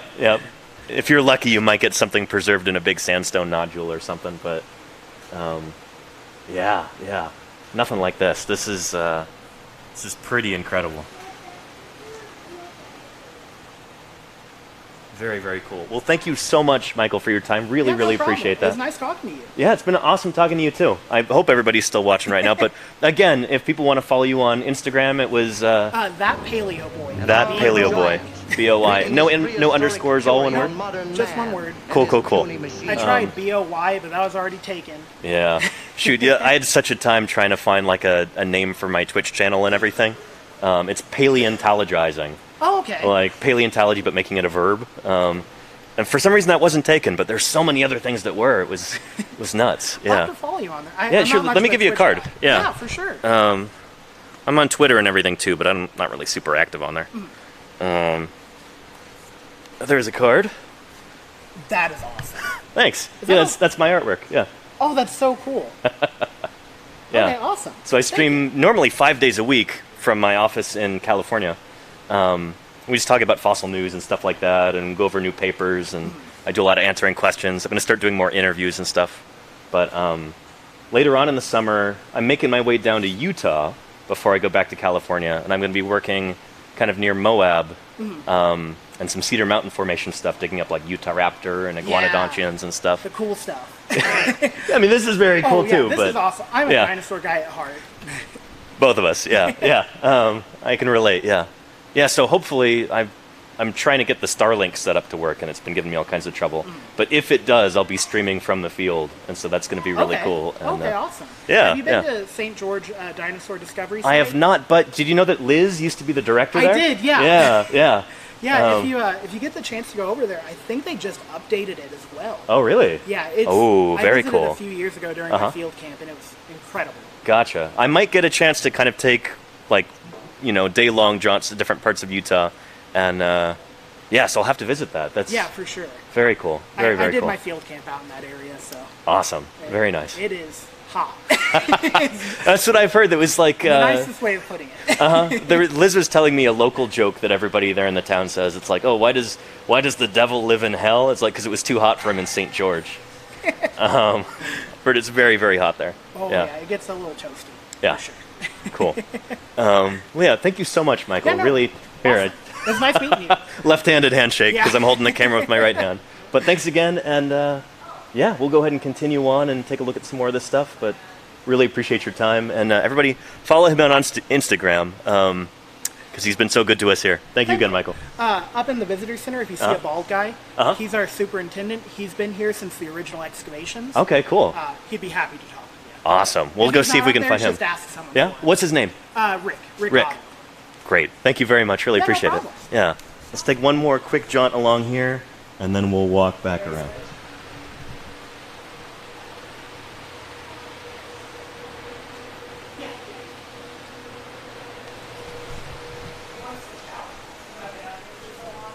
All right. Very, very cool. Holy cow, that is some exceptional preservation indeed. Pliohippus. It's a one-toed horse. That is exquisite. Holy cow. There's a three-toed horse here. Cormohipparium. Really neat. It's really interesting to think that like horses here in North America used to be much more common, much more diverse than they are today. I'm going to step outside for a minute and see if maybe we can get chat to work again. Let's see here.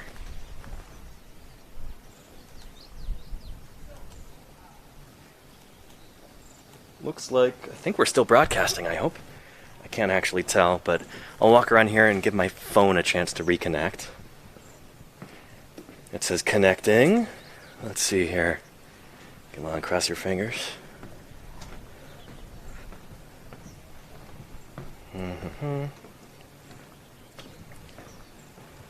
Nothing yet. But man, how incredible was that? It's so wonderful to be able to talk to some other earth scientists, some other paleontologists. I miss that. Sometimes I feel a little isolated in the Bay Area.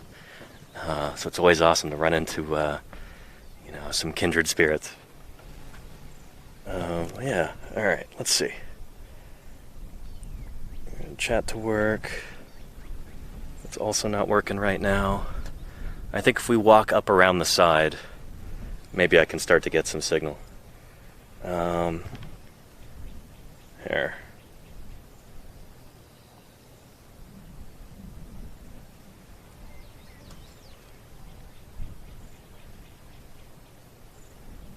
Let's see. Looks like data is still working. I so far have zero indication of what's going on. But I'm gonna, I don't know, just have some faith that it's still broadcasting right now. And, yeah. Let's walk through one more time real briefly.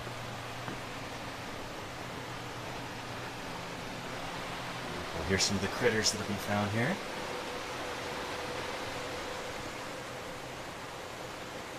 Hespero testudo. That's very cool. That means western tortoise.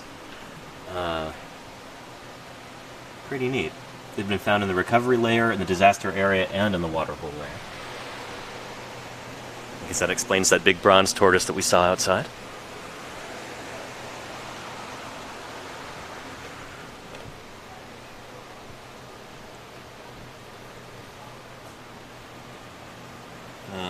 And Laura, thank you for texting me. Say that I'm still live. Been live the whole time. Excellent. Very, very good.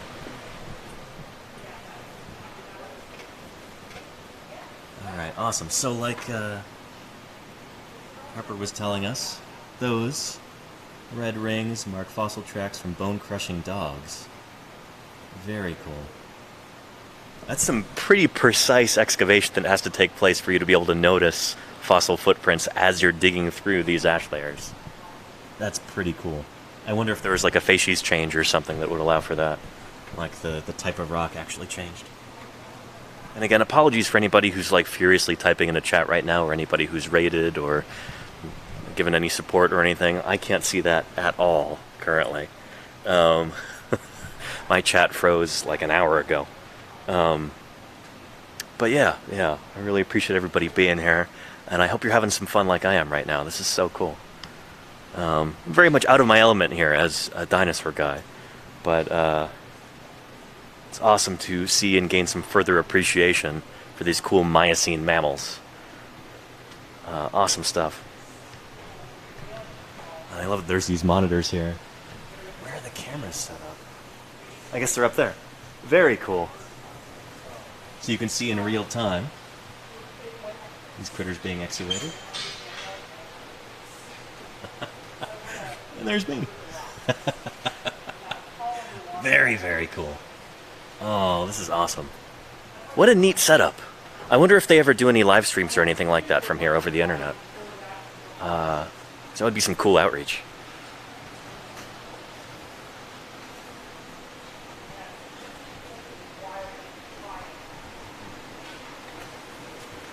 There's that skull again.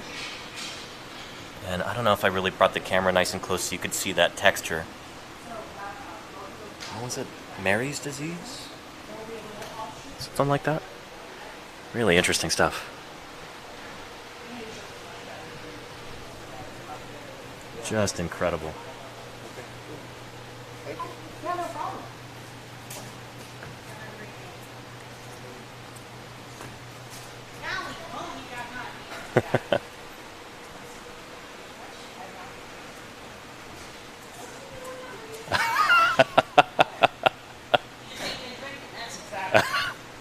Like everybody in my chat's probably been yelling at me to hydrate too, and you're here all day in a place with all of this volcanic glass dust. We gotta leave our water bottles up there, so we can't. Oh, We gotcha. can't bring them down. Yeah. We gotta go barefoot in the ash bed and stuff. Yeah, Yeah. we go barefoot. That way, if we step on anything, we don't break it. Gotcha. Yeah. Yeah. Cool. Switching out. Yep. You're switching right now? Yep. I'm gonna go in and dig for a little bit. Nice. She's gonna be up here. Very cool. I forgot to mention earlier. Yeah. Both of these paths will circle up back to the visitor center. Gotcha. There'll And be a then little offshoot to go that up causeway there there? as well. Very, very cool. Yeah. What can we expect to see from up there? Yeah, so you'll see some of the fossils from the recovery layer. Okay. There's a quarry up there that has some elephant fossils, some. Gotcha. Oh, we got a three-horned deer skull. Yep, partial. Oh, very three-horned cool. deer Yeah. skull. Nice. Nice. And then you'll also get Rhinoceros. just a much better view of the ash bed from up there. Awesome. Cool. And also me, because I'll be laying face down. Figures, the second I get up here, you're gonna be on camera again. Now, shoot, we'd love to talk to you for a while if you want to talk Harper. Sure. Yeah. That's cool. I like your shirt, by the way. Is that from the Terrell or It's from Carthage. Oh, very cool. Yeah, very, it's very our, nice. It's our Montana dig shirt. Awesome. Been out to Carter County with Dr. Carr. Yeah. Very nice. Yeah. Are you going to the Shindig this year? Not this year. Not this year? I'm not either. I'm here. Yeah. now. Gotcha. Si una historia, una veritas. Very cool. If there is one history, there is one truth. Uh-huh. It's our job to tell that history. I really like that. Yeah. Yeah, that's pretty neat. That's the Yeah. Carthage Paleo motto. Yeah. Cool. Cool. So, I guess, what did he already not? What did he not tell you, really?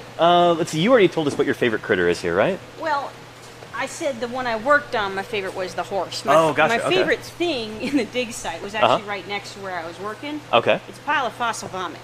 Oh, really? Yeah. Shoot, what is the name for that? It's not a urolite. there's It's not a two. coprolite. It's There's a vomitite or regurgitolite. regurgitolite is the one that I was thinking of. Yeah. Yeah. Cool. Cool.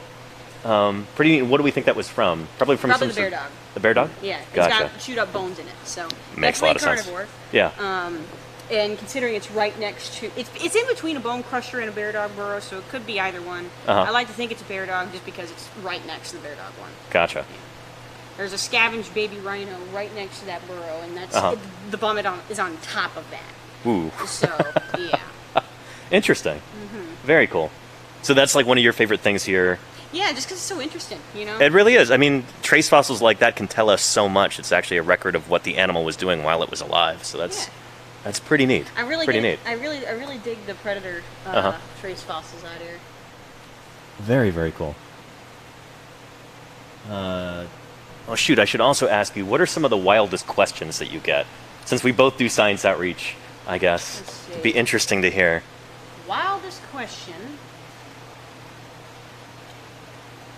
You know, most of it has to do with people being stupid around volcanic ash. Let me tell you. Oh, really? Yeah, some people have tried to clean their teeth with it. They'll put it in your hand and they'll put it in their mouth or they'll Uh-huh. snort it. Snort it. Just after we get done telling them Exactly. how they died. Uh-huh. Yeah. Oh, did he tell you the specifics of how Marie's disease works? I guess. Uh, Associated with lung failure and stuff. oh, yeah, the lungs filling with fluid. Yeah, but Yeah. Marie's disease in particular, the Uh-huh. reason it gets that lumpy appearance, Uh-huh. it's actually because there's an outer layer of soft tissue around your bones. Yeah, the periosteum, I think? I Or think something like that's that? right, Yeah. Yeah. It's that layer getting inflamed what causes that Gotcha. growth. Oof. It's more like degeneration. Uh-huh. The scientific term is hypertrophic pulmonary osteodystrophy. So excessive bone, failure. Yeah, yeah. Interesting. He about answered everything you had, didn't you? I guess. So I guess does most that of a the lot. questions that I'm thinking of are like particular to you. Like, how did you end up here, and Oh. like, what's your research background, or what are you trying to get into? I guess. Oh, that's a good question.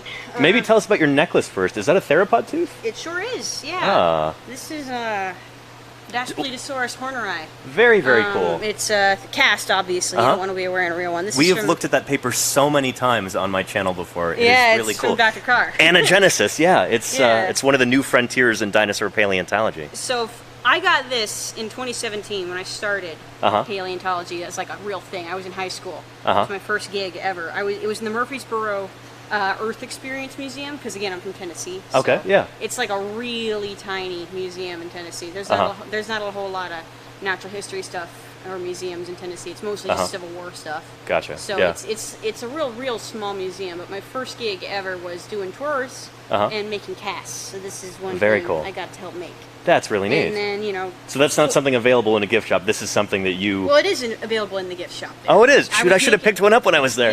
Yeah. They're the Earth Experience in Murfreesboro. So Oh, gotcha. I was Yeah. thinking in Kenosha. no, they don't sell stuff like that there. Yeah, This okay. is something that was made in Murfreesboro again. Uh-huh. And I helped paint and cast a ton of these, and then I took one home with me. That's really So, awesome. A reminder. Yeah. I wear it everywhere I go. It's Uh-huh. basically my calling card now. That's pretty neat. I mean, what a special specimen. I mean, Yeah, especially since years after that, I'm now studying under the man who named it. that's super cool. That's super cool. Yeah. So that was on display at Museum of the Rockies for years and years before Dr. Carr described it. And so I remember seeing, like, because I'd go through the museum, through the displays upstairs, like, at least a couple times a week. I remember, like, the first time it was gone, it said, specimen removed for research. That's really cool. Somebody's working on this Daspletosaur. And, That's Dr. Carr. yeah, pretty neat. He's pretty cool. He used to come through all the time, always to look at tyrannosaurs, Of and like course, he would yeah. give talks to us at the That's Dead Lizard his- Society. That's his thing. Yeah. Pretty neat. But Daspletosaurus horneri, named after my old boss, Jack Horner, it's really important because it seems to be an example of anagenesis in a dinosaur lineage. So when I was a kid, nobody really thought that we'd be able to like watch one species of dinosaur evolve into another over time, but that's basically what this is. Whereas I forget, who comes first? Is it horneri or Taurosis? I couldn't tell you. Okay, shoot. But basically we've got one... Theropods ain't my thing. Okay, yeah. We got one species of Tyrannosaur evolving into another over time. It's really, really cool that we're starting to be able to, have good enough information on a fine enough resolution that we can actually start seeing that stuff. I know, right? It's pretty cool. Yeah. I mean, that sort of thing's probably normal for mammals like this. Like, I'm guessing that the mammal paleontology, we've got a lot more mammal fossils in a lot of cases, like we've got here. Too spoiled. What's that? They're too spoiled. They don't have to work as hard. Too spoiled, is what Michael said. Dinosaur. Paleomammologist. Listen, okay. So I try not to be a I, dinosaur chauvinist, I'm more but... of a generalist, but Yeah. but my thesis is actually in humans. Oh, really? I'm a double major in archaeology. Okay, With okay. paleontology. And Uh-huh. I don't want to go into paleoarchaeology or paleoanthropology. Okay. But Dr. Carr wanted me to work on humans because there was a half-finished project Oh, on okay. that. And he said, "Hey, you're Uh-huh. a double major. How about you do this?" Well, nice. It'll give you a different perspective that you wouldn't have otherwise, and Yeah. I originally wanted to do birds, though. Birds are my favorite things. Very cool. Yeah. I was wanting to do a project on Microraptors and Archaeopteryx and stuff. Uh-huh. Trying to track how, new birds, I guess. Neornithes? Yeah. Or how do you say it? Neornith? I syllables said in new there. birds because I didn't know how to say it, and I know you're streaming. But I didn't want to be a fool. No worries. I just probably mispronounced it right there, too. That's a tricky word. But yeah. Mammals are more of my, status quo though now since I've been studying humans for so long. Uh-huh. There's so much cool stuff. He Mm-hmm. gets so annoyed listening to me gush about like the mammal teeth. Uh-huh. Swiss Army knife teeth.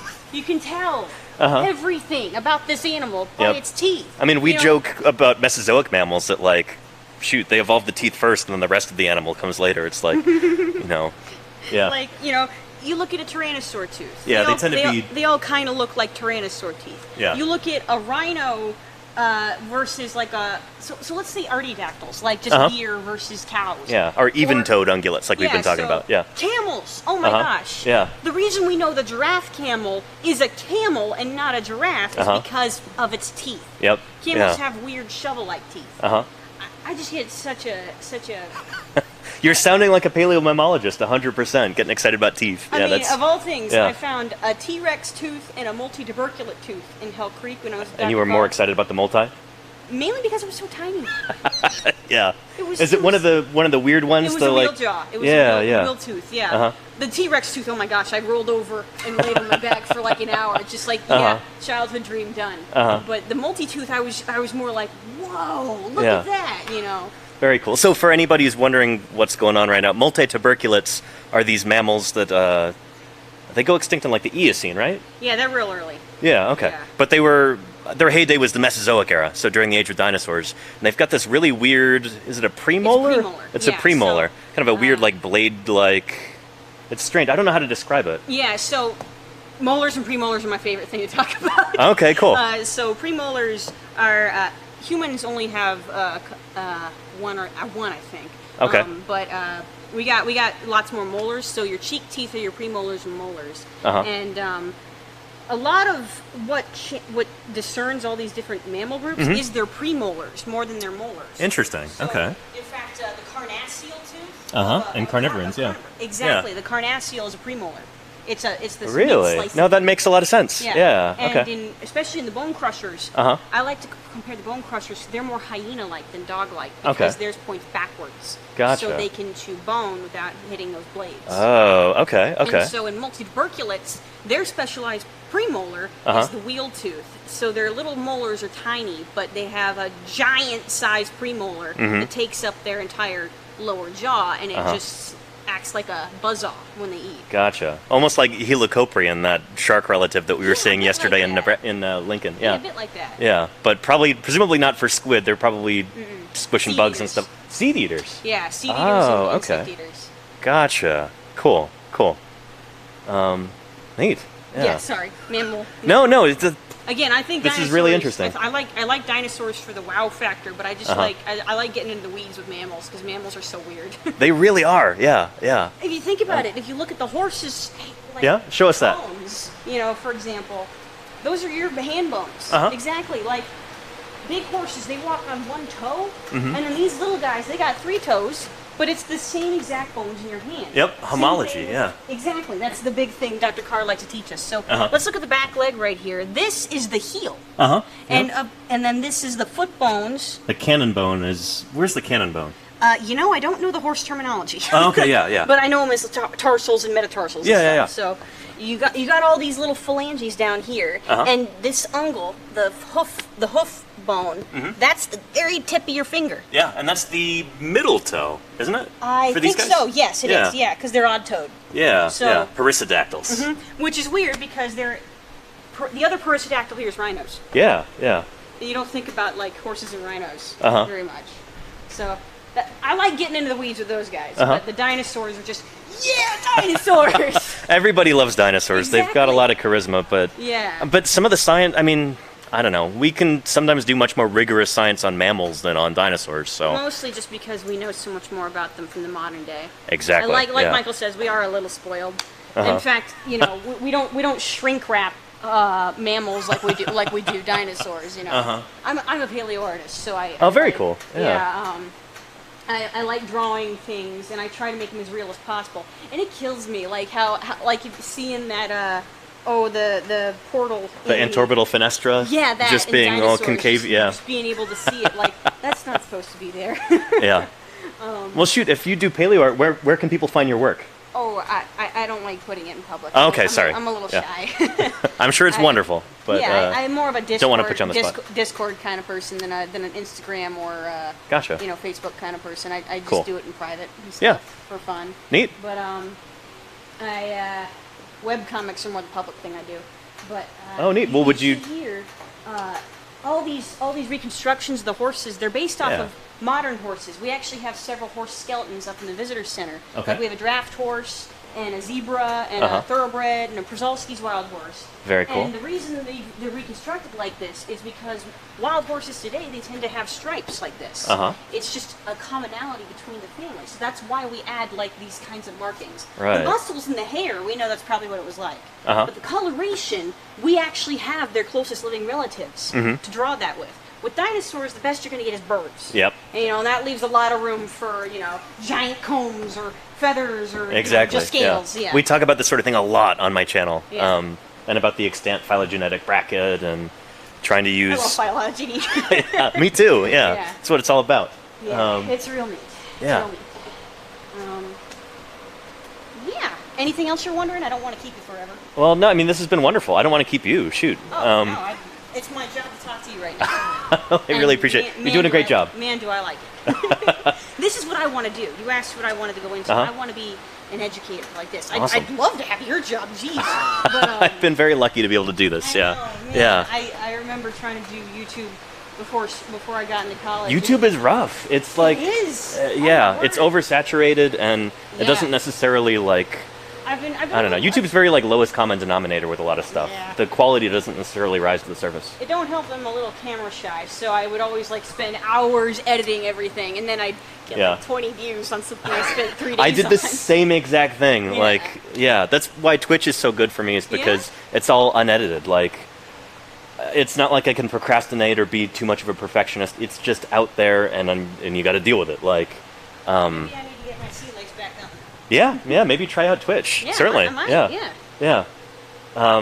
And shoot, let me give you a card in case Sure. you ever want any advice or any help or anything like that Yeah, I'd love with to. Twitch or. Currently, I'm trying to figure Yeah, out what I'm going there to do you for go. grad school. I'm thinking of trying to get a master's in education or archaeology, really, is more what I'm leaning towards. Paleontologizing. Yeah. With Danny Anduza. Very cool. All right. Well, I will put that in here so I don't lose it. Well, cool. Yeah. Well, thank you so much for talking to us, Harper. course, Really appreciate it. yeah. This has been so cool. What a, I mean, might sound odd for scientists to use the word magical, but this is a magical place. I say the exact same thing. yeah. I say it's magic in a bottle. You know, that's what paleontology is. The history of life on Earth is amazing. You know, we have over 600 million years, and it shows you how. It's not just how insignificant we are, but how beautiful life is. How much it took to get us where we are today, and I think that if you can really capture that magic in a bottle, as I like to call it, you can make anybody appreciate it. Absolutely. That's what I. Yep. I You're couldn't speaking my agree more. language. Yeah. This is Again, education thing. That's what I want to do. You know, so that's. I would love to be like an educator here or something in the future. Because I really do love talking to people. That's what I like to do. Michael's he's actually working on getting a job as a reparator.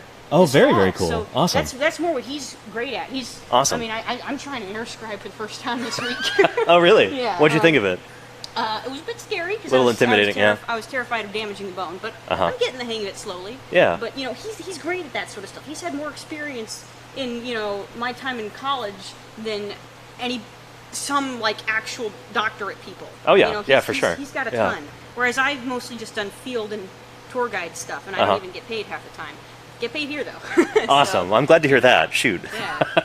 This is one of the best places in the country for that kind of thing, actually. That's awesome. It's one of the best paying, one of the nicest run.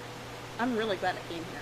Awesome. Awesome. So if people at home want to support Ashfall fossil beds, what is it, ashfall.org or something like that? Or I think it's ashfall.unl.edu. Google it and you can find it, everybody. Yeah, You're smart. It's easy. It's easy. Oh, but yeah. You know, real funny thing, if you look up on Google reviews right now, pictures of us are on there because people take pictures of us. Oh, very cool. Very cool. So you can see me. You're internet celebrities. Turned out better than my YouTube career. Awesome. Do you want people to look up your YouTube videos, get some more views, or Maybe not the YouTube. maybe not? Okay. Okay. Is there anything that you want to promote, or you don't have to say yes? I don't think your viewers would like that much. We have one of the nicest communities on Twitch. There's some really, really awesome people, and I wish I could see chat right now because I bet you it would be people would just be clamoring to. Okay, well, it's not necessarily paleo related. It's more Okay. archaeology related. Okay. I do historical fiction webcomics. Oh, cool, cool, cool. Yeah. Egyptian enthusiast. I write. That's my username pretty much everywhere. Sounds cool. I make webcomics on Egyptian mythology and Egypt in general. Very neat. I like history a lot. That's why I like talking about that sort of stuff. Nice. Awesome. Egyptian enthusiast. Look it up, Yeah. everybody. I have a dead Twitch thing too, so I don't know. Well, But, cool. Maybe I need to get my sea legs because this seems to be working out great for you. I mean, yeah, I've been very, very lucky. I went from teaching preschool to doing this a couple years ago. Really? And yeah. That's inspiring. Yeah. Yeah, it's... Did you like go to get a master's or anything? So my formal education... I'm asking because I'm No, it's trying okay. to figure that out right now. No, So- I basically had to quit a program because I ran out of money. You're not doing so badly yourself for a paleontologist. So, but I mean, I don't know. I don't really talk about that much because we try to be very Oh, I'm anti-credentialist. sorry. No, it's Sorry. no, not your fault at all. No, I guess the point that I'm trying to make is that I don't know. I found that experience and actually getting your hands dirty and doing work and publishing and stuff like that is far more important in paleontology than the actual credentials are most of the time. Well, maybe I need to take that to heart. Maybe, I don't know. I've got a lot of friends who they went through a master's program and then a PhD program and now they're working at Target or something like that. Really? It's pretty rough out there. My friend Amelia Zietlow, she does mosasaur. She's in the PhD track at AM&H right now. Nice. She's Yeah. the mosasaur lady. Very cool. But Those critters need a lot of work taxonomically, so that's Yeah. That's her beast. cool. Me, I just don't know what I'm doing. I'd like to do this for forever. So Yeah, I mean, look into Twitch, I guess, and we've got a bunch of people here who would follow you in a heartbeat. So, yeah. I don't. Thank you. Yeah, Really. yeah. Thank you. That's very kind of you. No, I'm not trying to be kind. It's true. But yeah. Thank you so much, Harper. Really appreciate this. This has been such a joy talking to you and being able to see these remarkable fossils. And I'm glad to hear it. And if any of y'all, whatever, if you want to come work here, we're always needing new people. Before COVID, we could have 6 people here, but now we can have 3 people digging a summer. Okay. But as long as you're interested in paleo and you have you don't even need to have experience actually. You can work here. You just got to have the want to do it. Very and cool. You have a good chance of getting in, and it's great here, really. Awesome. It seems really great. Yeah. Great people. Well, awesome. Thank you so much. Really appreciate it. course. And we're gonna go upstairs.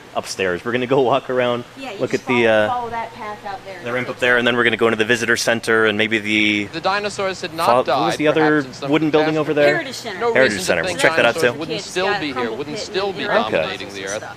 Gotcha. The Okay. sandbox on the way there, though, that does have real Pleistocene bones. Those are Really? subfossils. They're glued to the bottom of the sandbox so people can't take them out. Gotcha. But they are real. Whereas That's pretty the ones cool. in the Heritage Center are replicas. Gotcha. So, Cool. but they can climb in that one, so they kind of have to be. It looked like you had a plesiosaur or something up in the. Yes, that's from the Sioux Nation. It's, Very cool. That's around the Niobrara River, I think. Uh-huh. Something like that. There's a map where they found it, but that is a plesiosaur. It's from when there was a seaway here, so Gotcha. way before anything. So like 60 million years before these Absolutely. critters were walking around. Yeah, way ago. Yeah. Very cool.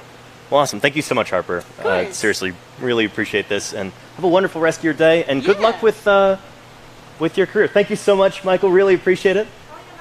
Yeah. They love you.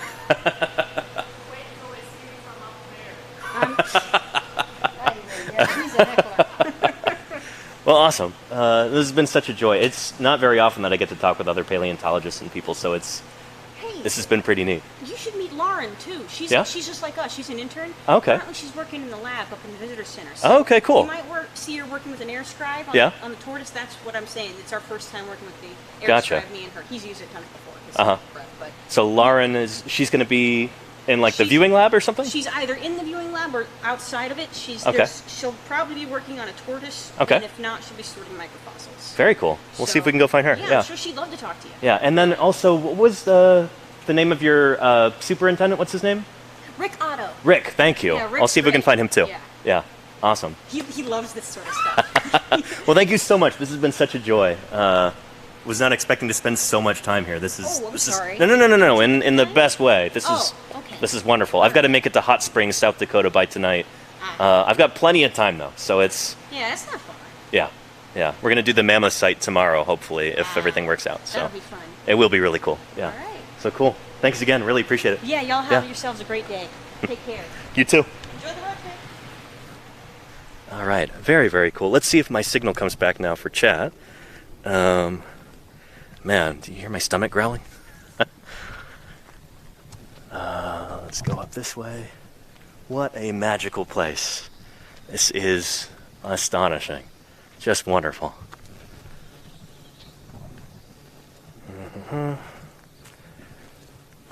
Internet looks like it's dropping.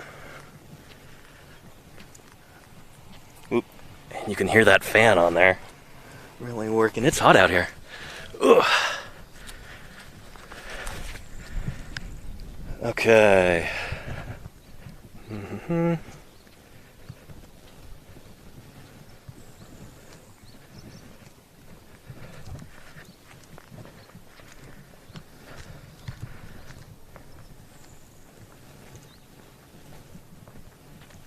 All right, so we're gonna go walk up to the top causeway there. We'll probably spend a couple minutes there, and then we will continue.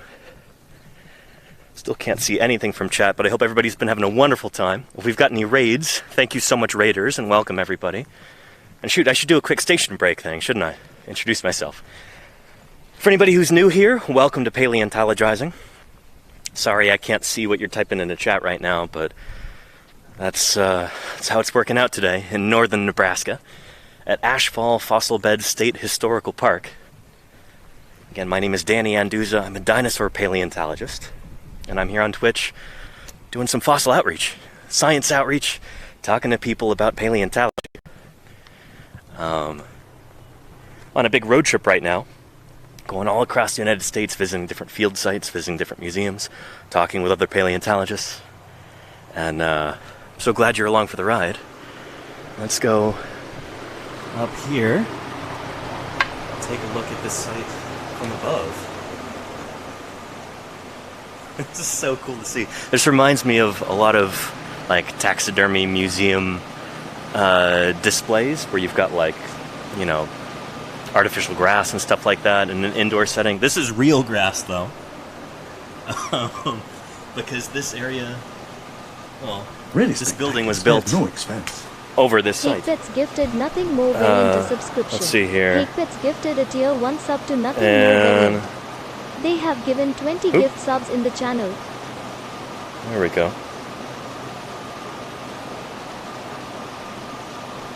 Try and get that to work. Still disconnected from chat, so apologies everybody. Yeah, so that grass is not artificial. This is real. Because up until a few years ago, this was still outside. So this remarkable structure has been built here in order to preserve this site, protect it from erosion, and keep away the heat during the summer when you've got paleontologists and students and all kinds of cool people working these sites. We're working this site, digging up these critters.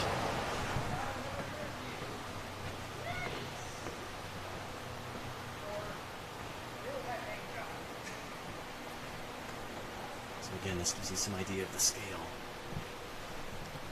of the operation here. Very cool. So you might be wondering what those multicolor rectangles are down there. On my cruise, we used to call those butt pads, but they're also called knee pads, or I guess they could be just about any body part pad. You put that on the ground so that you don't have to have your body directly up against the ground. It could be everything. There you go, yeah. This is the spot we're currently digging. Gotcha. Look at all those chickens. What's the critter down there that you're digging right now? Is it a burrow? So there is a Really burrow here. spectacular. Spared no expense. Okay. Doc_Apocalypse gifted Egyptian enthusiast a subscription. Doc_Apocalypse gifted a tier 1 sub to Egyptian enthusiast. Definitely stacked in They have given Okay, 190 gift subs in the channel. Uh-huh. Probably some this adult male right here that's going to scavenge. Uh-huh. And then we have some horse teeth. If you see where that green scoop is, I do see the green scoop, yeah. those horse teeth are from that horse skeleton directly next to it. Gotcha. We think it may have been kicked in the face by something and those teeth were strewn about from it. Yowza. Okay. We're not 100% sure though. It's very odd. Uh-huh. Yeah, we got a lot of them in our got that horse. We've got a one-toed horse. That's Biohippus. Next to it, we have a baby rhino named Zelda. Okay. And then we've got a bunch of other rhinos kind of mismatched and stacked on top of each other. Let me turn the microphone up so people can hear. All right. Very cool. And so the scoops, well, I guess the buckets are, that's where you put all your spent matrix? Yep, we have a dumpster attached to a bobcat outside. We dump it in there, and then we go dump it in the gully. Because it's already eroding out, so it's not going to hurt anything. Yeah, that makes sense. That way it doesn't whip up in the wind and get inside of people. Exactly, yeah. Oh, very cool. No, it's so weird to see like a top-down excavation like this. I've worked so many sites where everything's like, you know, on an angle. Yeah. So this is, I don't know, this is remarkable. I worked a site where we had to dig on ladders. There was a pachyderm sticking out of a cliff in the Hell Creek. So we had to climb up like 13 feet and stand on ladders. Shoot, wow. Did you get any post-crania, or is it just the dome? Just the dome. It's how it almost always goes, yeah. I got a channel on my phone. Oh yeah, you're watching right now?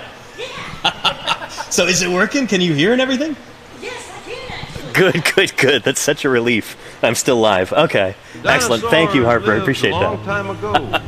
They were terrible lizards, Awesome. don't you Awesome. know? It's not Yeah, very Entry cool. fee. Holy cow. Thank you, teacher Danny. Yeah, it's a view that you don't normally get to see. Exactly. This is nuts. Wow. And it's so cool to see how much is left here. I mean, you said about another 15 years worth of work, you think? Yeah, we only dig during the summer. Okay. We only have interns digging. Okay. Which is a fantastic opportunity.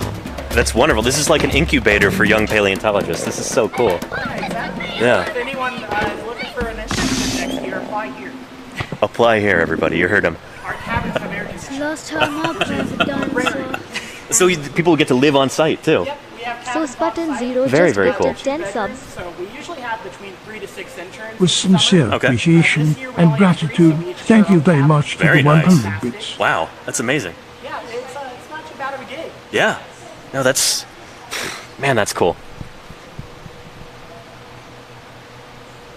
Very neat. Well, thank you again so much. This has been amazing. Yeah, no problem. We're going to go ahead and continue on, go up to the visitor center there. But, yeah, fantastic. Happy digging. Hope you find some awesome stuff. Very cool. I hope there is a brand new species of frog or salamander under that rib. All right. Thanks again, Michael. Appreciate it. Very cool. Good to know that we're still going, too. I'm just kind of Though it may operating on not faith at seem this like point. much, So 500 thank you, bits Harper, goes a long way for towards supporting science letting me know that I'm up here still on live. Fish. Excellent. And apologies, everybody, if you're asking questions or anything in chat. I cannot see you. That's what my chat looks like right now, just black. But maybe as we go up toward the visitor center, that will return, and I'll be able to be a little bit more interactive. Yeah. Ooh, another red flag there. I wonder what that's about. This lovely prairie ecosystem here. And so we're walking up toward the visitor center. But first we'll, well no, let's just go straight in. We can say hello to the rhinos outside afterward.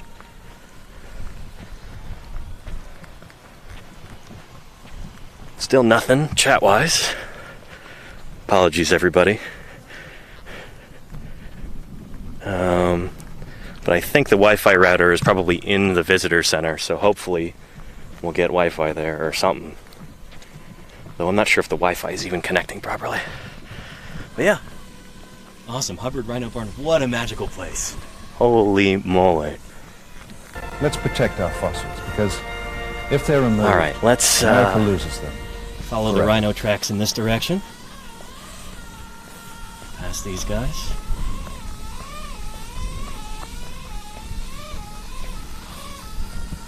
And With sincere appreciation and gratitude, thank you very much for the 100 bits.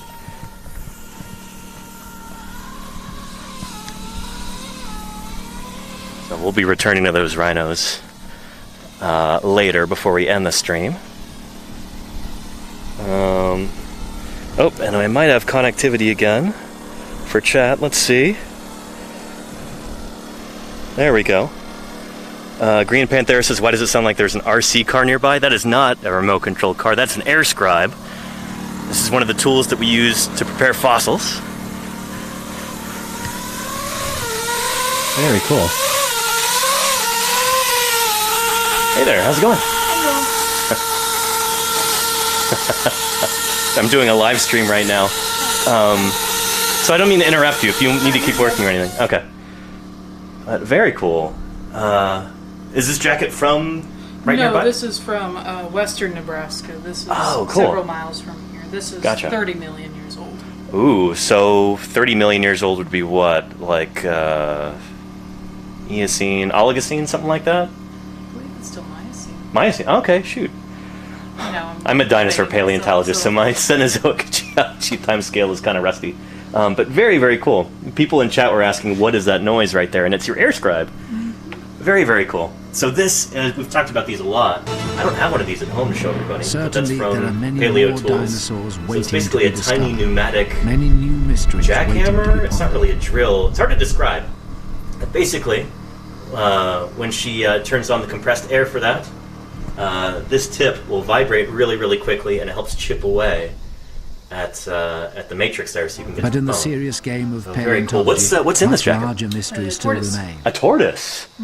Super cool. Very, very neat.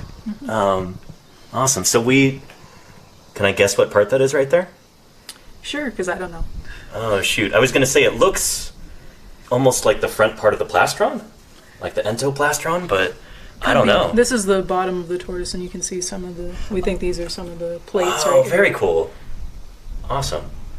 Actually, that very well might. It looks more like a limb Though bone. it actually, may on not further seem inspection. like much, 500 It was the shape that was throwing me. towards supporting science are clear here on Twitch. Did you ever hear when there was Though that it Hell may Creek not dinosaur seem described, like much, Dakota 500 Raptor, bits goes and a the long team that way was working towards on it, supporting they're like, "Oh, we science found a are clear furcula. We've here got a on wishbone Twitch. from this critter," and like that was one of the diagnostic like characteristics of this critter, and it turned out it wasn't from that animal at all. It was an entoplastron from a turtle, and that reminded me of the same shape. Gotcha. But anyway, yeah. Very, very cool. Yeah. So I was talking with Harper and Michael down there, and they said, "Oh, go up and see Lauren."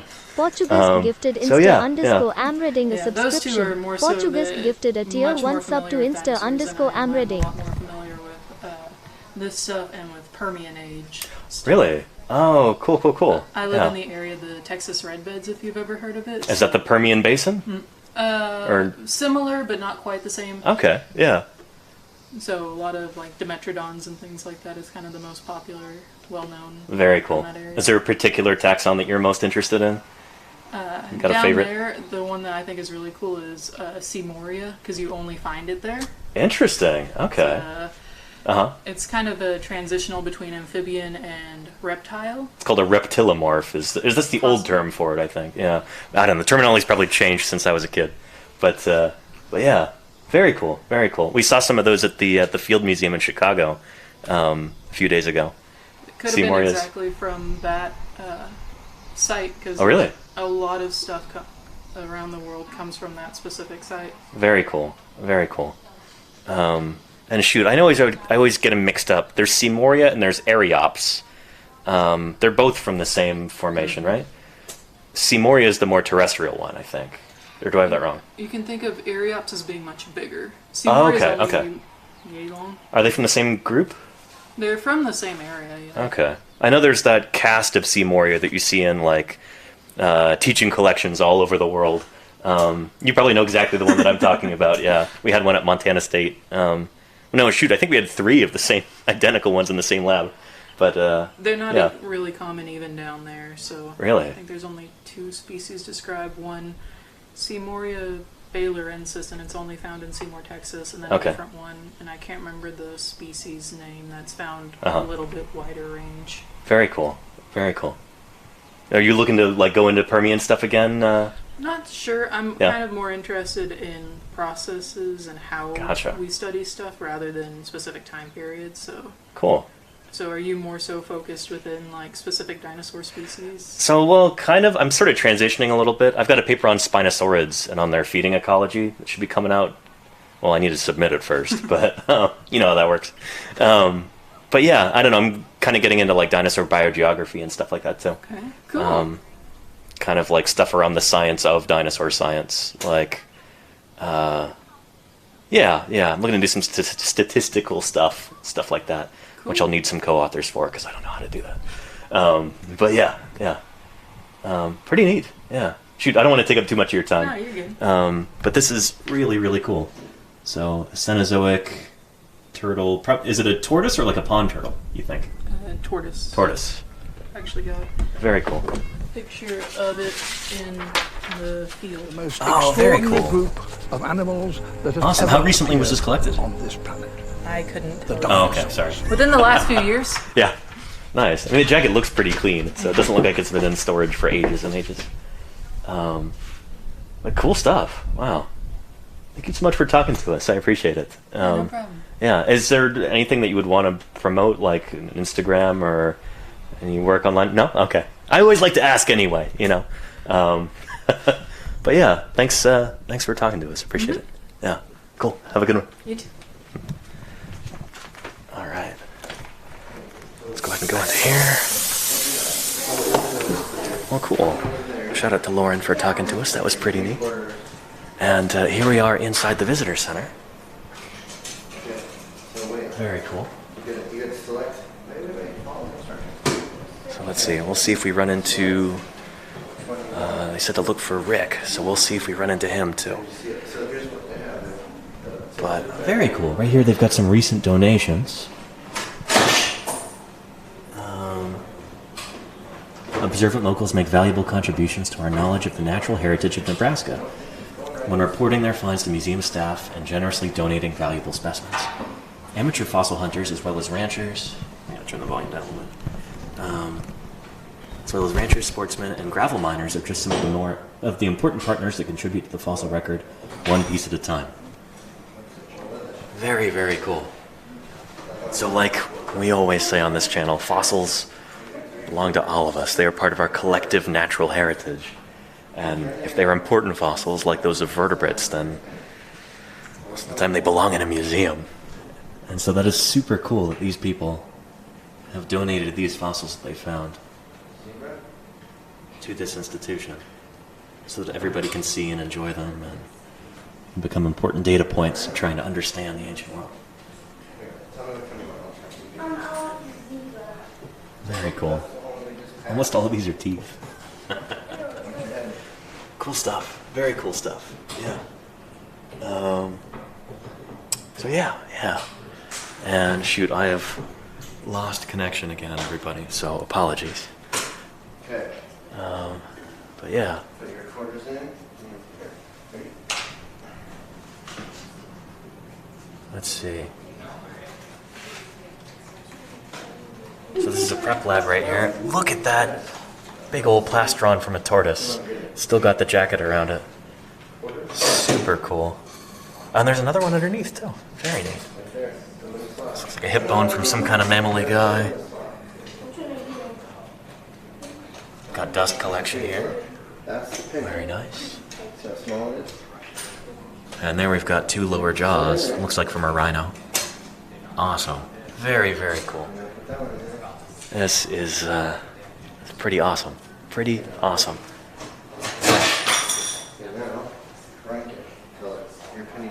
And here, let's take a look at...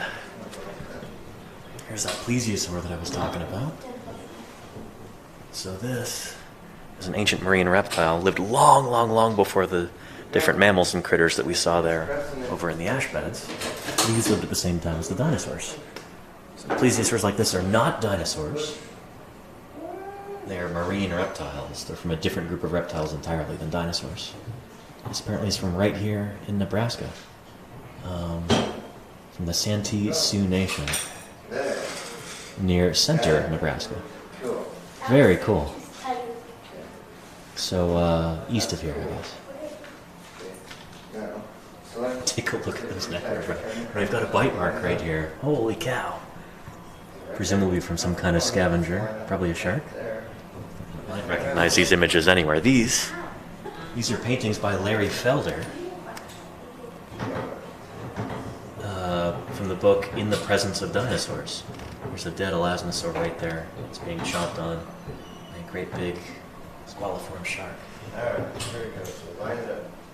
Line it up. Pretty neat. So that arrow select here. Awesome stuff. This is so cool. Now a second ago, oh, that might be Rick, who we've been told of. There's a paleontologist here. We'll see if he has a minute and we can talk to him. Don't want to bother him, but if he wants to talk, that'd be cool. Yeah, and they've got a lovely gift shop over here. I might have to get myself a t-shirt. No. There you go. See the goes in there? Let's see. We'll go see if we can talk to him. Alright, push it in.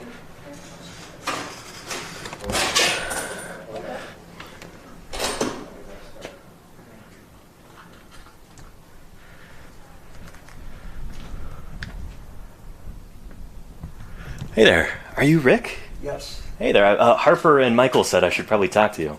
You're one of the paleontologists here, right? Yeah, I'm site manager. Site manager. Very cool. My name's Danny. I'm a dinosaur paleontologist. We've been doing a live stream talking about the fossil site and everything, and it's been really cool. They encouraged me to go try and find you and talk to you. But okay, what are you doing? A blog or what are you doing? Oh, it's a video. Yeah. A blog, or what are you going to be using it for? Oh, it's like a science outreach thing. So I'm not sure I understand what you're asking. Is it for your own private use, or is it for commercial use? It's not for commercial use, no. I'm not like, yeah. You're going to post it online? Yeah. Yeah. Okay. Yeah. Yeah, anyway.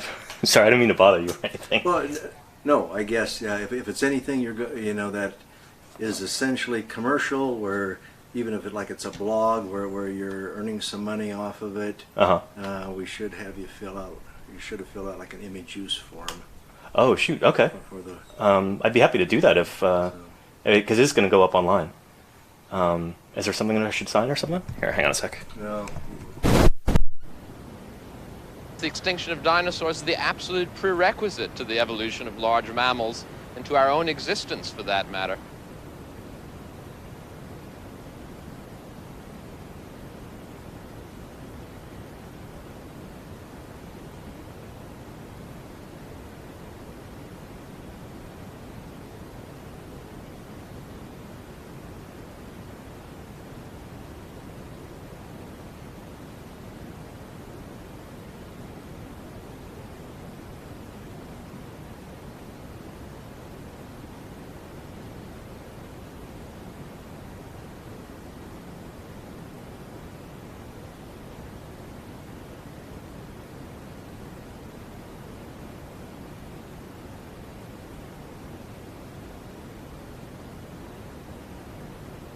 Visiting different museums and field sites and stuff, and then later on in the summer I'm going to be down near Moab in Utah, doing some work with the assistant state paleontologist down there. So yeah, and hopefully live streaming it if the equipment works. But yeah, looks like you've got a turtle plastron and carapace right there. Yep, that's what we have in this field jacket. It's a tortoise from western Nebraska. Very cool. Older formation than here. This is about 30 million years old, so it's mid-Oligocene. Okay. Yeah. So. Very cool. So the carapace is down under here. Okay. Working at it from the bottom up. Looking at the plastron. And I was trying to figure out what that is. Could those be the clavicles or the entoplastron, or what do you think that is? Clavicle, possibly. Okay. Yeah, that it would be part of the pectoral girdle instead of the pelvic girdle. Yeah. I think that's what you're looking at, don't you, Lauren? I think so. Cool. Very cool. Yeah. It's neat that you've got reference specimens at the ready that you can compare it to. Very cool. Well, I don't want to take up too much of your time or anything, but thank you. And yeah, what an amazing site you have here. It really is incredible. How'd you find out about Ashfall then? I've heard about it, since I was a kid. Okay. Yeah, it showed up in a lot of like documentaries, old stuff like Paleo World and stuff like that. Yeah. If you remember that. Sure. And yeah, I was here for all of the taping of those. Yeah. Paleo World, was that? I think that was the Learning Channel. Maybe that sounds familiar. They had all kinds of goofy episode the title titles. of the episode. Yeah. Like Rhinos, not Dinos, something like that. Yeah, I remember it being good. There's always an emphasis on dinosaurs with that. Like they've always got to tie everything into dinosaurs. You go to school in California then? No, Montana State. Okay. Yeah. When were you up there? From 2010 to 2018. Okay. Yeah, so I worked with Jack Horner and Denver Fowler. And, Okay. Yeah, and then before then, when I was in high school, I worked at UCMP in Berkeley with Pat Holroyd. If you know her, she's like the. Oh, sure. Yeah, Pat's great. You ever meet Colton Snyder? Colton Snyder. Montana State? Doesn't ring any bells. You would No. have been an undergraduate. Yeah. Probably about the time that you were leaving if you left in 2018. No, but I knew Michaela Struble, who she worked here for a while. Sure. Yeah. Remember she gave a presentation about her work here at Ashfall, and we were all just blown away. Yeah. Michaela found that perfectly preserved Pseudoperion, the little horse. Really? Right next to the black cutout. Uh-huh. And Michaela made that cutout. Very cool. I think I remember her talking about that. Yeah, about painting it. Yeah. And she took the metrics on all of the limb bones, everything, and then drew out the skeleton on a piece of plywood. Uh-huh. And then added the outline. Yeah, she just amazed me, the insight she had into horse anatomy. Uh-huh. But then, as you may well know, she grew up in a horse racing family out in I think she mentioned that. Yeah. So I mean, she just lived and breathed horses. Uh-huh. So she was the perfect person to have at the right place at the right time, finding that little Pseudoperion. That's awesome. Yeah. That ash was cemented to some degree. Okay. Where we needed to use air scribes to remove, or Michaela just turned it over and let her do that. Uh-huh. Some of it was done with hand tools, but then some of it was done with air scribes. Uh-huh. Amazing that the ash would be that resilient that you would use an air scribe on it. But I guess, in certain places it just gets... There are just a few places in the ash bed where it looks like calcium carbonate from the groundwater soaked in probably into some rivulets in the overburden. Okay. Where rain events would bring moisture in and it's soaked in more in some of the rivulets. Uh-huh. And that's no doubt why the ash cemented in some places. Gotcha. But it's lime cemented. It's calcium carbonate cemented. Uh-huh. Interesting. Now that brings me to another question I was thinking about with the actual fossilization of the bones here. I'm not really used to ash strata or anything like that. Is it per mineralization? What kind of minerals replace the organic material at this site? At this site, calcium carbonate and silica. Okay. But in the ash is so fine, it's not very permeable. Uh-huh. So less groundwater flow, so more limited per mineralization. Okay. So the bones in the ash bed, barely mineralized compared to the bones in the waterhole sand. Oh, interesting. Okay. Did those guys talk about that? Uh-huh. Or have you point out to you that there are scattered bones out off the deck in the waterhole sand? Yeah. Now those are very thoroughly mineralized. Gotcha. And that would have been they're much... durable enough we can leave them out 6-8 months of the year. We cover them up during the winter. Huh. But and that's typically the case with mammal fossils in Nebraska. Uh-huh. Okay. Different degrees of permineralization. Gotcha. Now the petrified wood, on the other hand, it's fully silicified. Uh-huh. A complete replacement by by silica. I just learned that recently, the difference between fossilized wood and petrified wood. It seems like such a basic thing, but yeah, where like the internal structure of petrified wood is supposed to be like completely replaced by the mineral, so you don't have any of the internal wood grain or anything. Right. I was surprised to learn that. But then, there are instances where the wood is just carbonized. But for the most part, yeah, completely replaced with silica, like the stump over there. If you haven't been out to the Heritage Center yet, there's a number of examples of local petrified wood out there. Cool. Yeah. And that comes from the formation below. Gotcha. This overlies it. Yeah. Okay. Yeah, abundant petrified wood in the strata that's 2-3 million years older than Ashfall. Okay. And kind of infers a tropical forest. And then the animal fossils you find in that formation. I'm interested in your island. It's got nothing to do with oil. I'm a paleontologist. Then as the climate changed up to about 12 million years ago, much more arid, obviously a grassland, you find abundant fossil grass seeds, no petrified wood. And then the vast majority of the animals, especially the ungulates, are grazers. Right, yeah. And even some of the other critters too, like proboscideans, like you've got grazers that evolve in them too. That's a pretty recent thing within Proboscidea, But right? the paleontologist field isn't narrow to what we understand.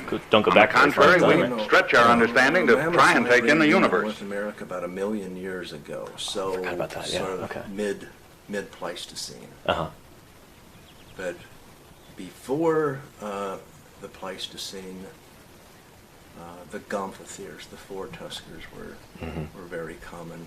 With the big crowns on their teeth. Yeah. Indicative of browsing. And quite a diversity. You know, there were long-jawed four-tuskers. Some with flattened lower tusks, the shovel-tuskers. Yeah, like Platybelodon and critters like that. Yeah. Locally here, Amebelodon would have been probably the more common shovel-tusker. I'm not familiar with that one. Yeah. Cool. And then there was another branch of that family, the Gomphothere family, that had shortened lower jaws. And one of those that shows up about this time, Ashfall time, and was fairly common in Nebraska then for a couple million years, was Eubelodon, which is considered to be the first proboscidean with a prehensile trunk. Interesting. Okay. I think we saw a specimen of that at the museum in Lincoln yesterday, Eubelodon. In their big elephant hall. There's a mounted skeleton in the elephant hall of Eubelodon. Yeah, we did see that. Very cool. Neat. Again, you have such a remarkable site here, and I don't know. It's such a wonderful incubator for young paleontologists. This is, I know so many different people have been trained here and kind of got the start to their career at this place. It's pretty wonderful, and I feel so lucky to have been able to visit. If anybody watching would like to contribute to Ashfall fossil beds, how can they do that if they're watching at home and they'd like to make a contribution to the work that's going on here?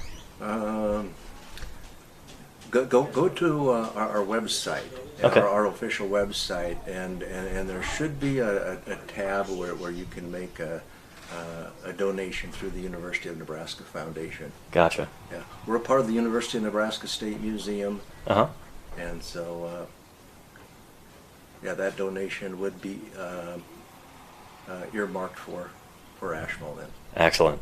Good to know. Everybody, if you're even better yet, come and see the site for yourself. Yeah. You get to see an actual fossil bed with dozens of three-dimensionally preserved, fully intact skeletons. Right. Unlike anything you can see any other place on Earth. Pretty incredible. It's amazing.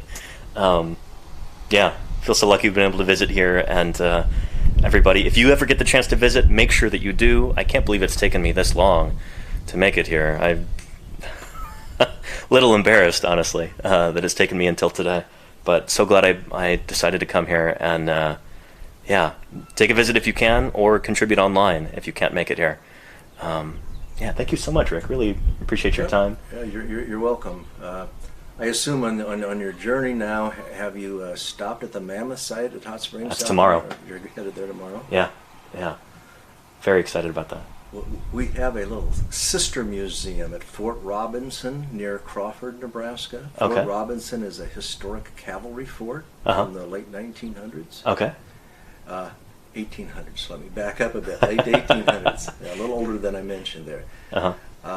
And in the Trailside Museum is a display of 2 bull mammoths with their tusks interlocked. I've heard about this. Yeah.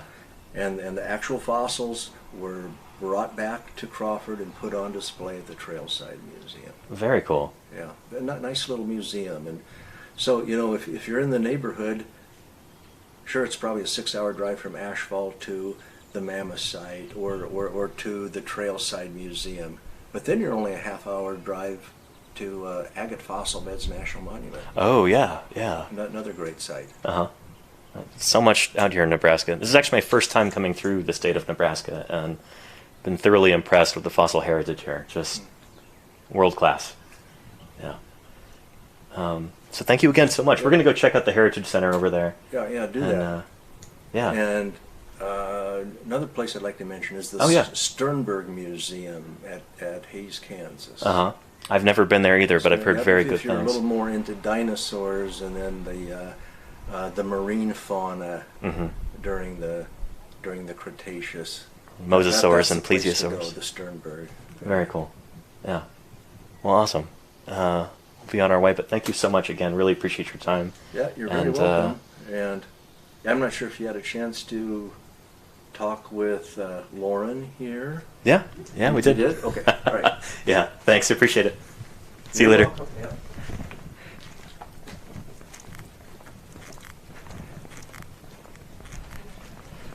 All right.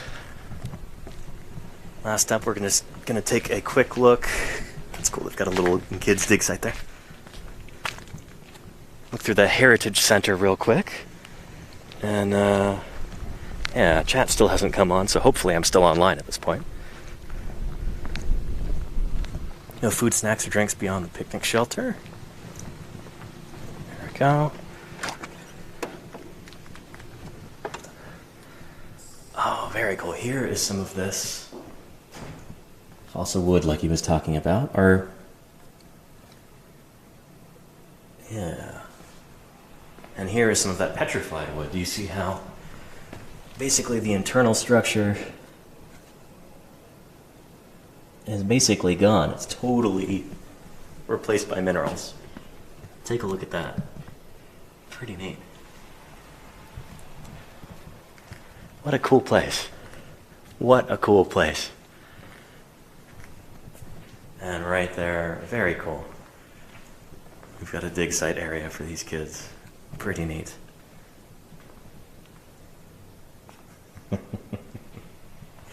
Amazing. Neat stuff.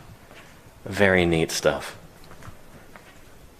Well, I have not had lunch yet today. And I gotta go use the facilities too. So I think it's about time to wrap up the stream for today. Let's see. Disconnected.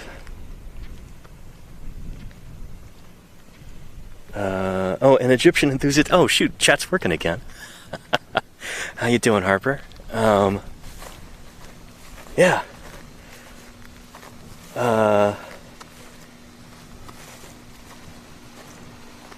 Let's see. Yeah, I'm going to go ahead and see who else is live on Twitch right now. We're going to wrap this up and we're going to raid into somebody else's channel. Hopefully somebody else is doing some science, and yeah, we can show them some love. So let's see here. Here we go. Network error. Uh-oh. Gotta wait for this to come back online. It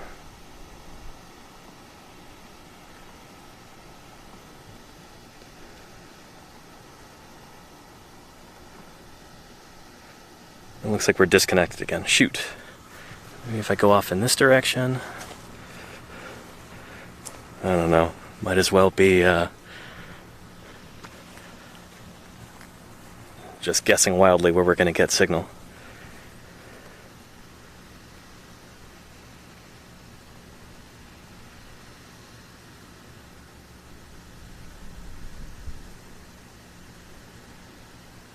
I'm not even positive we're going to be able to do a raid. We might just have to end the broadcast. But if there are any moderators in chat, if you want to do a pseudo raid, tell people to go to another science streamer's channel, then feel free to do so, because it doesn't look like this is going to work. Yeah, I'll just go ahead and end the broadcast here, because I don't think we're going to be able to do a raid.